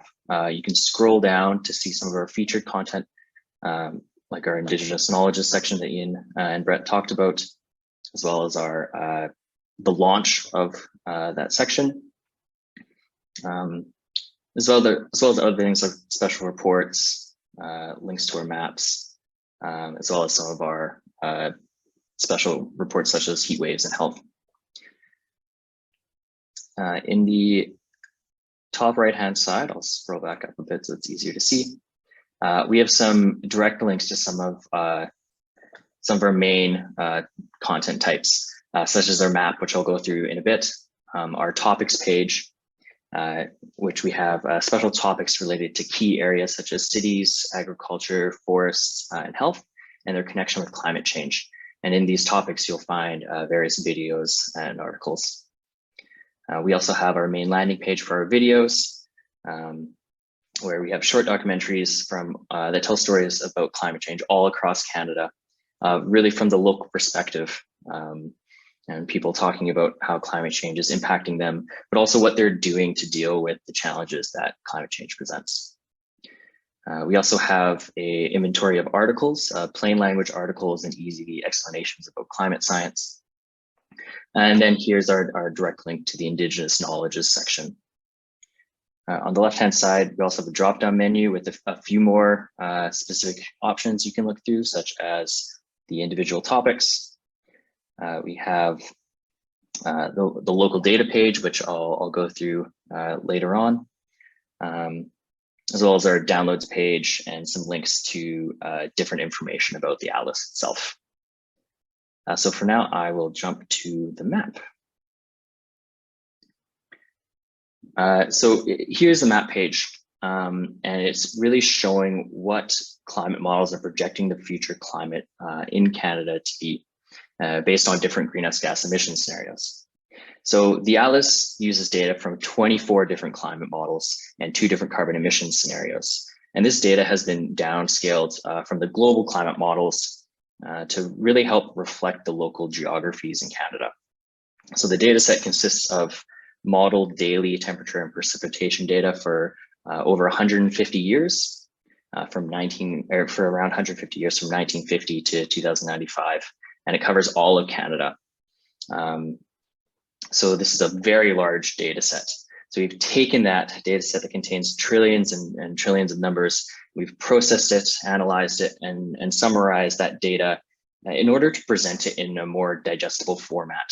So in the form of this interactive map, as well as graphs and other things. So the end result is a resource that has over 2,000 different maps that show the average values of those 24 different climate models for a given 30-year period, for a given climate variable. and those last two can be adjusted. So in this way, the atlas is a useful way, a useful and interactive tool that can help visualize what climate change might mean for your community in the future. So the bottom buttons and sliders on the determine what is being displayed on the map according to the climate variable, the time period, and the amount of climate change. The title at the top of the map up here shows what is currently being displayed on the map. And on the left-hand side, you see a legend that shows what the colors mean in the map in terms of values. So if this is your first time on the map page, you'll be looking at a map that shows the projected average annual number of very hot days, so days that reach 30 degrees Celsius or higher, under a high carbon emission scenario, or in other words, more climate change for the time period 2021 to 2050. And so on the map, areas that have more very hot days are displayed in red, while areas that have not as many hot days, or very few hot days, are displayed in blue. So in this way, the map provides a larger sense of what the models are projecting for the climate Canada to be, and allows you to see patterns on a regional scale. So you can see from this map, for this variable, the prairies will experience many more very hot days during this time period than other parts of the Canada, as well as Southern Ontario. However, the map can also show what's happening on the local scale. So every grid square on the map and every place name can be clicked on and interacted with, and it provides information specific for that location. So if I click on it, Alexander First Nations, for example, the sidebar pops up and gives you information specific to that location. It shows you the value that's on the map that's currently being displayed, the value for the baseline period or before carbon emission scenarios have been applied to the data. And it also gives you information about the whole 150-year time span of the data. And so because of this, because there's access to both regional data and community data, it can be a very useful tool to supplement other knowledges and be useful for climate change adaptation planning. So you can navigate the map similar to how you might navigate Google Maps. So you can click and drag to move around. You can zoom in and out, either using your trackpad or by using the plus minus buttons on the side. And as well, if you're on your phone, there's settings to use your GPS to find your exact location. And so when you arrive on the map page and you're looking for information, the first thing you might want to decide is what sort of climate information you're interested in. So average temperature can tell you a bit about what is happening, but it might not tell the full story. So we've taken all of that climate model data and turned them into what we call climate variables. So aspects of the climate that might relate to you more. So we have over 50 different climate variables that you can explore. And because the map covers all regions of Canada, some are, we really wanted to give people the access to this information in a way that makes sense to them. So for some people in the north, plus 30 degree, the amount of days that reach 30 degrees Celsius isn't really relevant, but maybe the amount of days that reach minus 30 degrees Celsius, it is more relevant for them. And so what we've done is we've organized these climate variables into 5 different categories for easier navigation. We have hot weather variables. If you click on the icon, a menu pops up. And so hot weather variables, we have things such as the number of very hot days on average that happens in a year. We have the warmest maximum temperature that is reached in a year. We also have other things such as the number of heat waves. So the amount of times 30 degrees Celsius is reached for 3 days in a row. We also have cold weather variables. So things like a number of very cold days or days that reach -30°C. We have freeze thaw cycles, or things like heating degree days, which might be a good indication of how much heating is required in certain locations. We also have your standard temperature variables, such as mean temperature, maximum temperature, and minimum temperature. But you can also click in, and we've divided it into an annual perspective, seasonal perspective, as well as monthly perspective to give you a bit more information. We also have precipitation related variables. So the amount of days, the amount of heavy precipitation days, so days that have 10 millimeters of rain or more. Things like the amount of wet days, so how many days in a year that you experience rain or snow, or the maximum precipitation in a given day or 3-day or 5-day period. If you click on the top bar, we also have broken out into average precipitation on an annual, seasonal, and monthly basis. And finally, we have climate variables related to agriculture. So things like the length of the frost-free season, the date of the first fall or last spring frost, and then variables related to growing degree days, which are a good indication for plants. So changing the variable changes the map too. So each one of those variables will give you a brand new map with a whole new set of data. Once you've selected a variable, you want to select what time period you're interested in.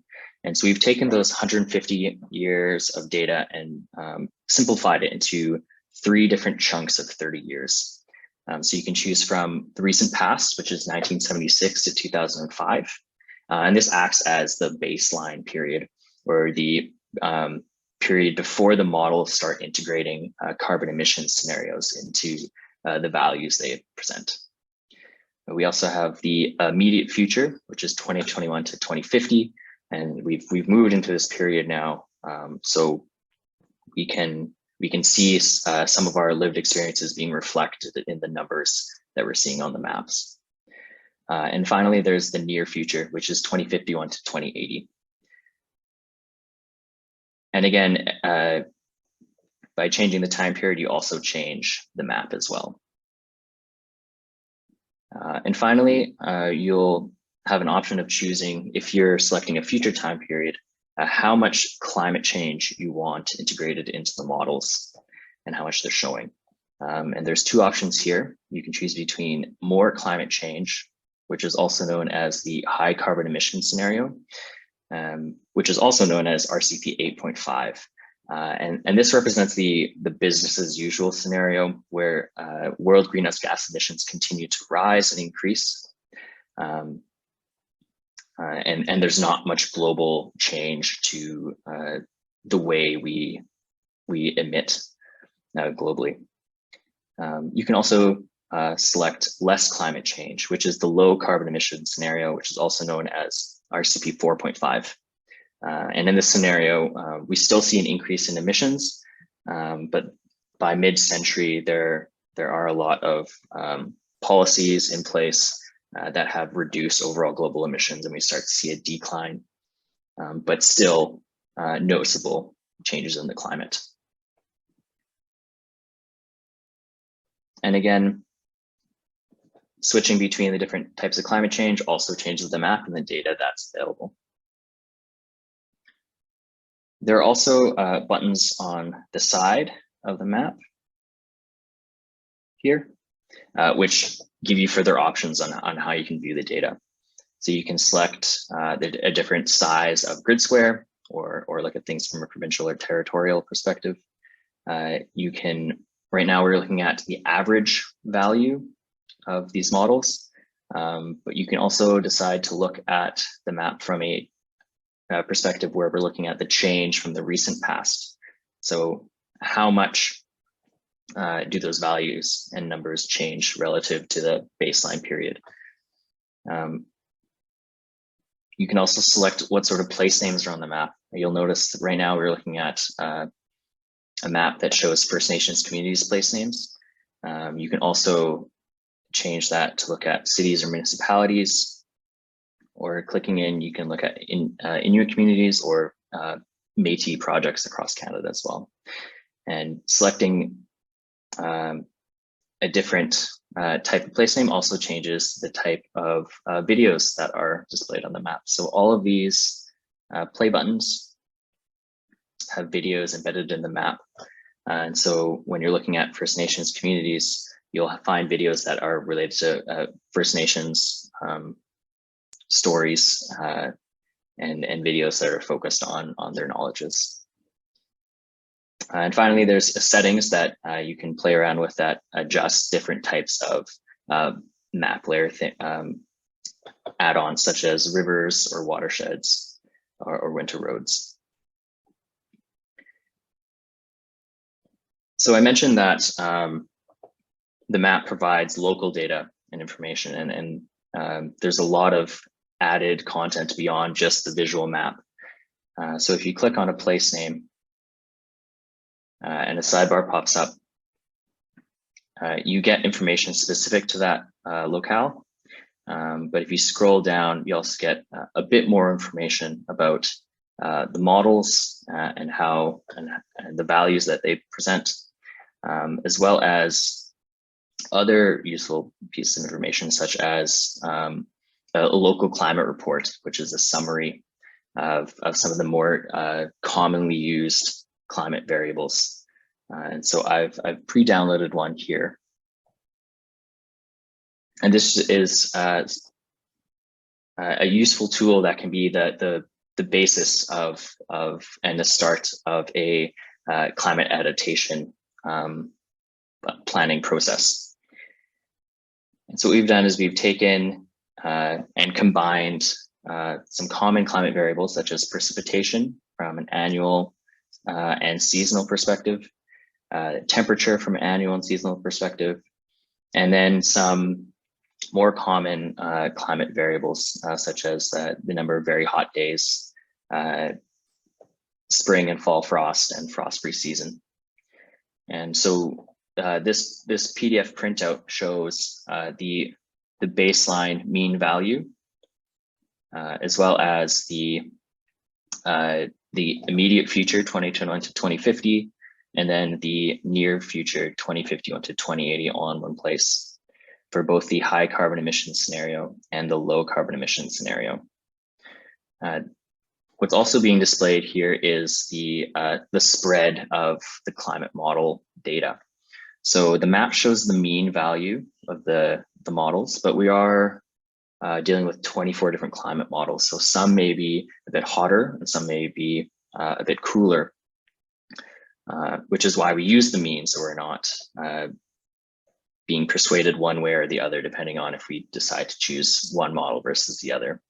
So the high value and the low value represent the higher range that the models are putting out, and the lower range. So it just gives you a bit more information about the values that you're seeing on the map. But this is a really good snapshot for a local climate, in the sense that you get an idea of what the average temperature is in the different seasons and on an annual basis, as well as how that value might change going into the future given different carbon emission scenarios. So here for Bonaparte First Nations, the mean value and the mean temperature is 5.4 degrees Celsius. In the immediate future, that mean temperature is increasing to 7.3, though some models are showing as high as 8.7 and some as low as 6. And then in the near future, the mean temperature is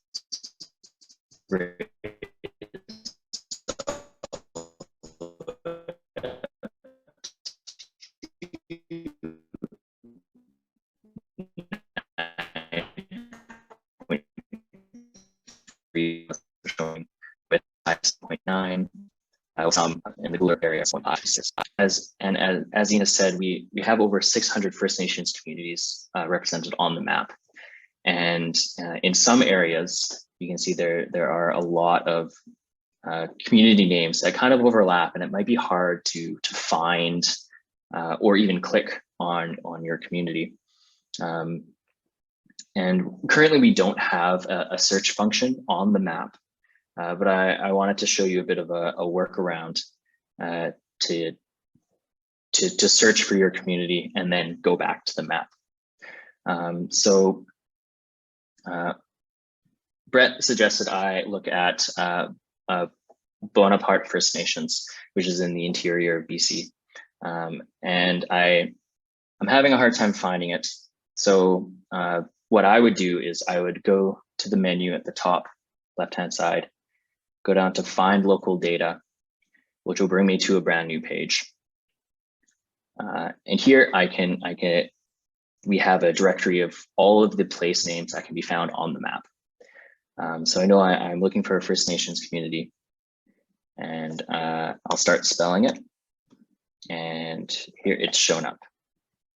So I'll click, hit go, and the Find and Display Local Data page gives us that climate information, but in the form of graphs.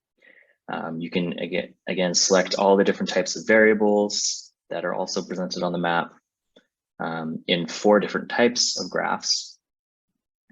But what I'm interested in right now is finding this location on the map.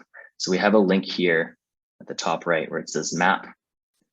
And if you click on the place name, it'll then show where that location is, as well as the climate information for that particular location. So that's a workaround that may not be as commonly known.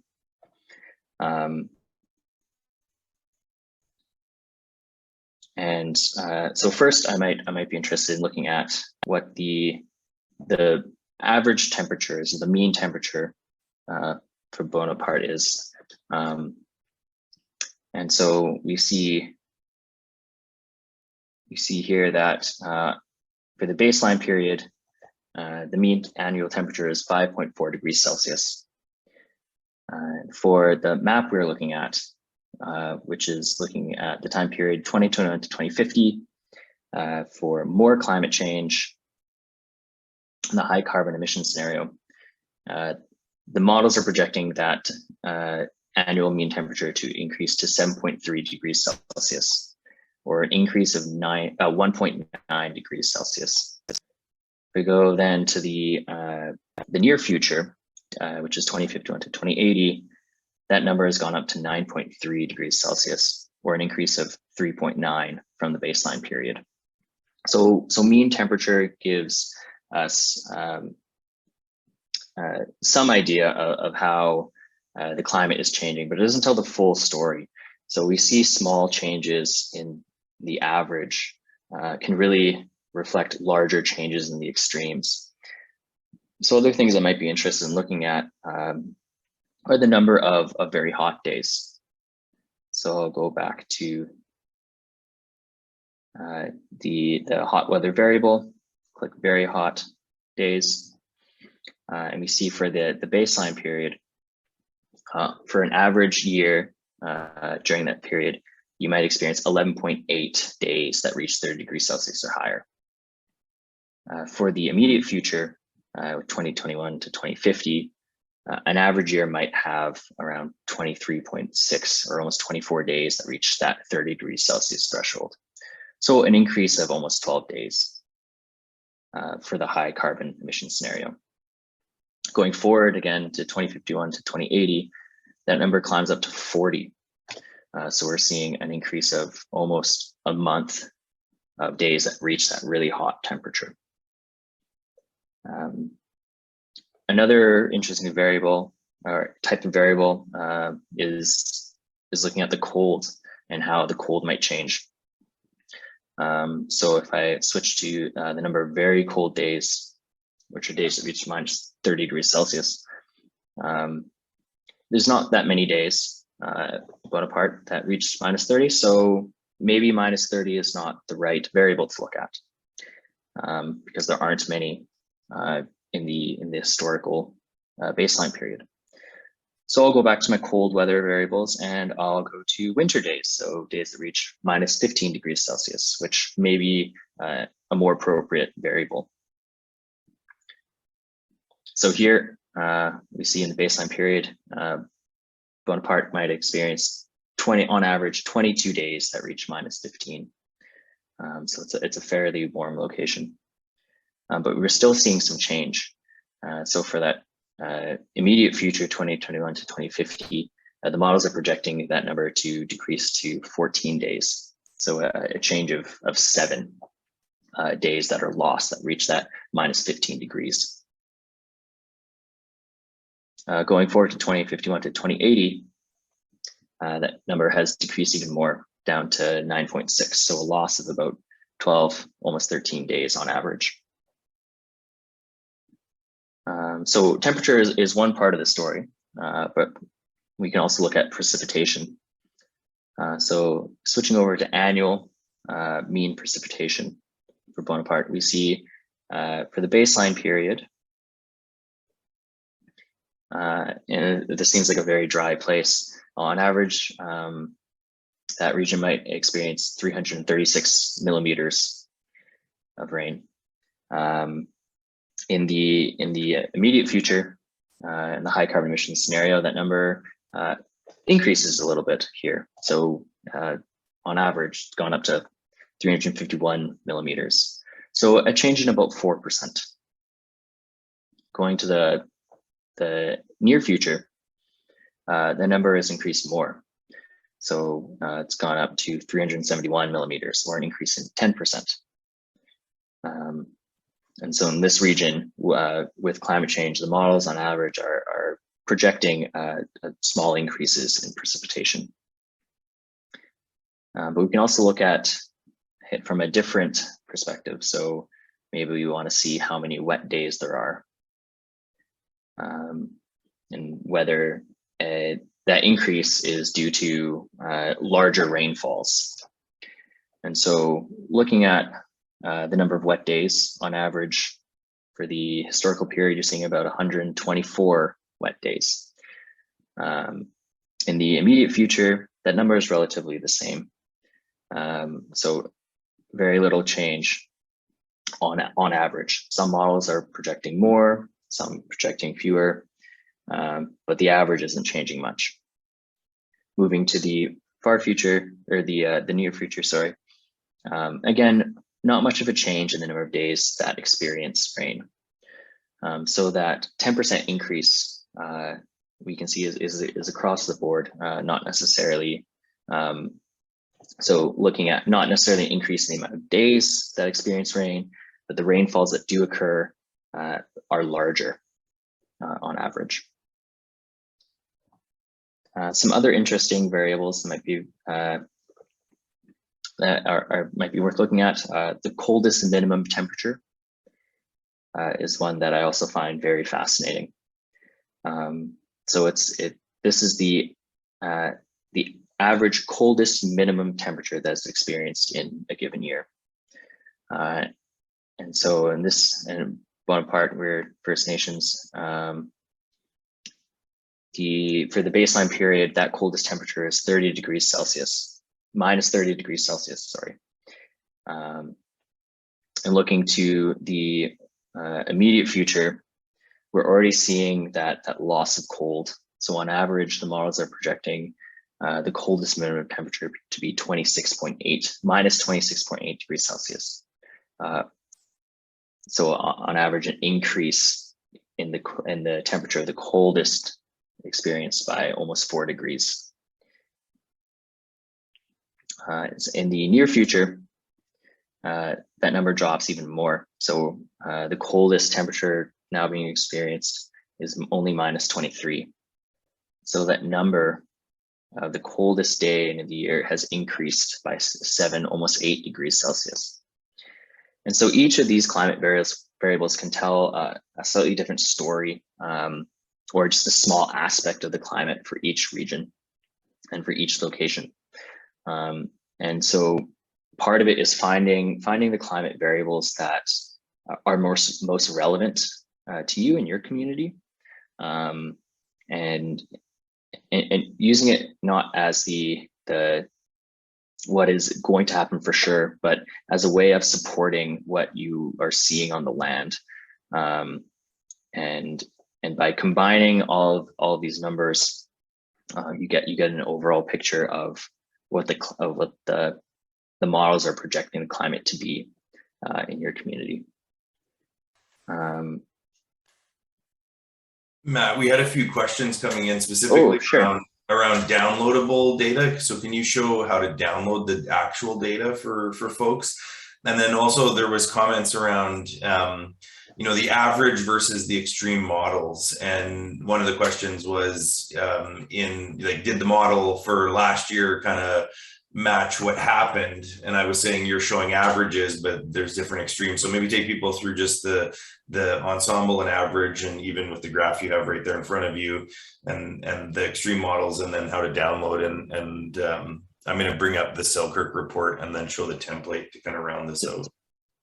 Definitely, thanks, Ian. Sorry, I can't really see the chat while I'm screen sharing like this, so I've missed all the questions. But yeah, so there's a couple different ways you can download the data. If you've gone in and selected your community or even grid square region that you're interested in, that printout PDF sheet that I kind of showed you previously can be found here in the downloads portion of this sidebar. So the sidebar, you can scroll up and down, and you just click on the climate report and it will download the PDF. It does it in real time, and so if you click on it and nothing happens, you kind of just have to wait a bit because the site is generating the report for you. But it will show up, I promise. You all can also download the climate model data that is shown in the graph here by clicking climate model data CSV, as well as the historical data. You can also download the image itself, just the graph image, as well as the map showing all of Canada. So this one not quite specific to the location, but it shows a nice printout of the whole country. There's also more options too if you go back to the find local data page.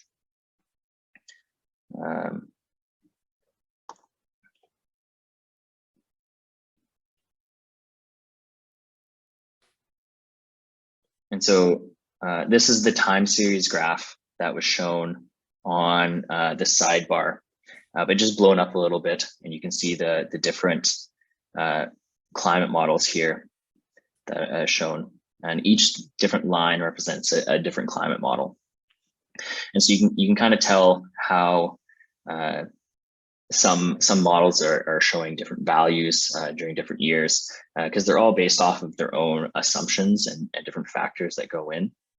But they do a good job of reflecting past climate and then taking those aspects and using it to project future climates. So this might be an easy way of showing it. The black line represents the mean value, or the ensemble mean, so the average of all those 24 different climate models. The blue line represents the historical values, so what we've actually observed. And so you can see that it's not an exact match because the mean is just an average, but it does fall within the boundaries of what we have observed. And then the dotted lines represent the 10th percentile and the 90th percentile. So kind of the higher end of the range and the lower end of the range of what the models are showing. So you can also play around with the graph. You can turn off the models and turn on individual models to see how each one kind of looks in the whole time series. And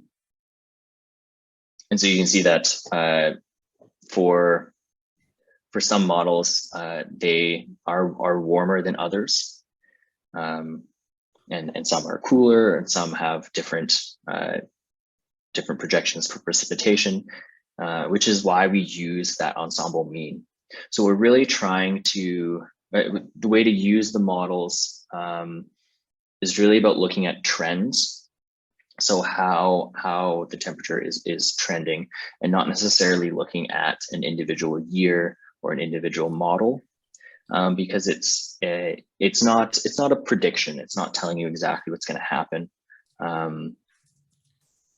It's a projection. It's based off of certain assumptions we've established, and it gives you an idea of a potential future, given assumptions based on how much emissions will be put into the atmosphere.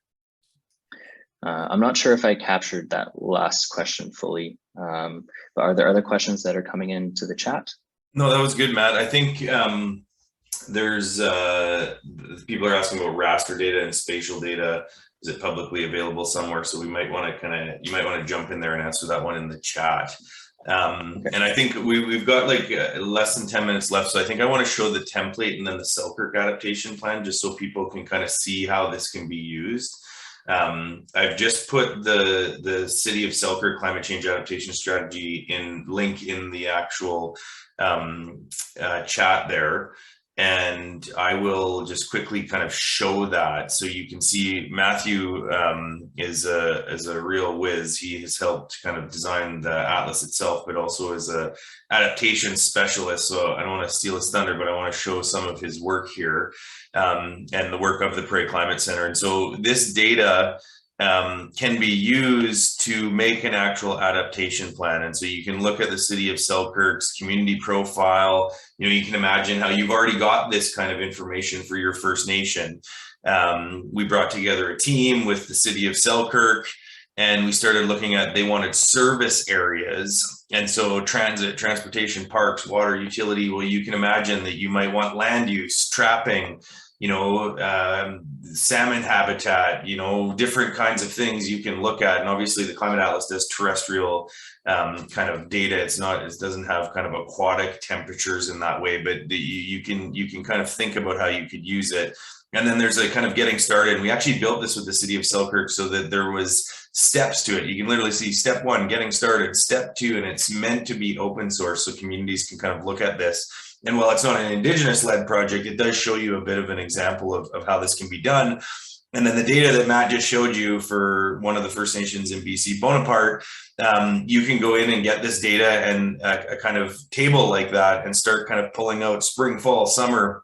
And one of the really important things here, Matt showed you kind of annual averages. Well, you can break out by season. And that's where one of the questions in the chat was, you know, well, we need to be thinking about like now, like not 20, 30 years from now. Well, you can start looking at, you know, the changes across that 30-year period, but within a season. And we've found that seasonal planning, you know, again, Indigenous communities, you know, for time immemorial, you know, seasonally working and thinking about change. Well, that really helps. And certainly at the City of Selkirk, they were thinking, we got to think about the seasons, our equipment, where it's going to be, what we need to be doing to make sure our citizens are healthy and whatnot. And so we help them kind of develop these kinds of narratives off of the climate data and obviously Indigenous knowledge, First Nation knowledge, traditional knowledge. That is the narrative. You want to link that with climate data in this kind of way. And so you can imagine how that could be done. And we've done risk assessment. And so actually doing kind of risk evaluation matrices. And this is a bit of a process, but it's one that we can support. It's one that other community groups or consultants could support, but we've done a fair amount of this, actually looking at the kind of risks and consequences, you know, consequences, but also the magnitude. And so when you have like a high likelihood and a high magnitude, well, that's a serious risk for a community.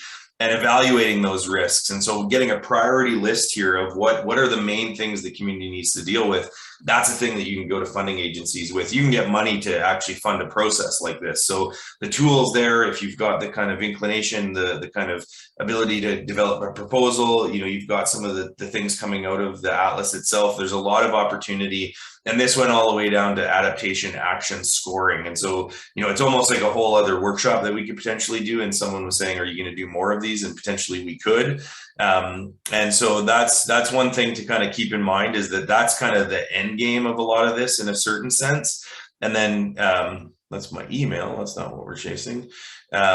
Chasing this. So this is the template that we were kind of talking about. And so we can send this around. So starting with that community narrative, what's your experience?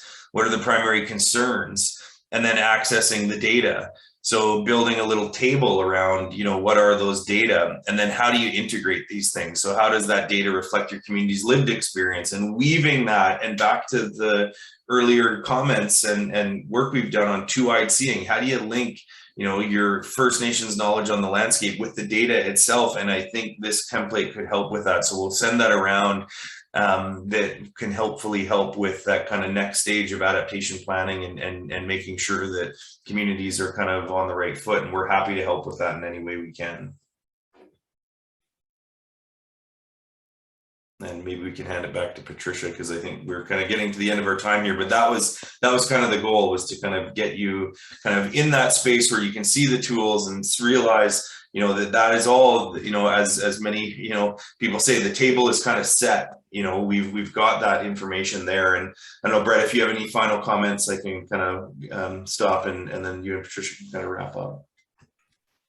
No, I just wanted to say, yeah, thank you everyone for your time. I truly do appreciate it. This work is really important to us. And, you know, one of the things I wanted to quickly mention before we go is I am sitting on the science committee for a conference called Adaptation Futures. It's part of the United Nations World Adaptation Program. It'll be being held in Montreal next year, October 2023, for the first time in Canada. So I'm focusing on trying to make Indigenous knowledges a key theme, and it looks like they're accepting my recommendations.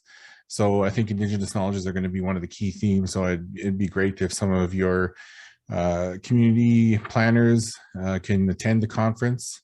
We'll start to advertise as soon as our website's done and everything is done, completed with the planning, which should be soon. And then there'll also be some RFPs sent out for people who would like to do presentations at the conference on adaptation planning. So that's going to be one of the things that I'm currently working on as well, outside of this project.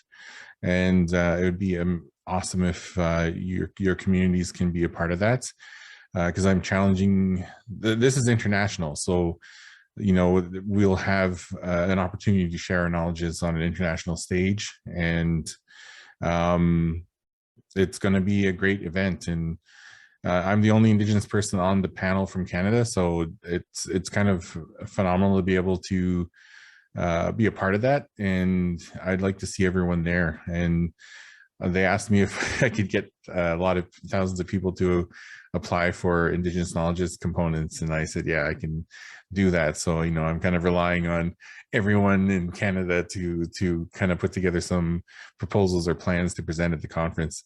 But yeah, thank you again for your time. It's very valuable, and I appreciate all of the information you all shared. It's very valuable to us, and every time we learn more, it's something that we can look into the future at, including and evolving with our work that we do. So thank you again.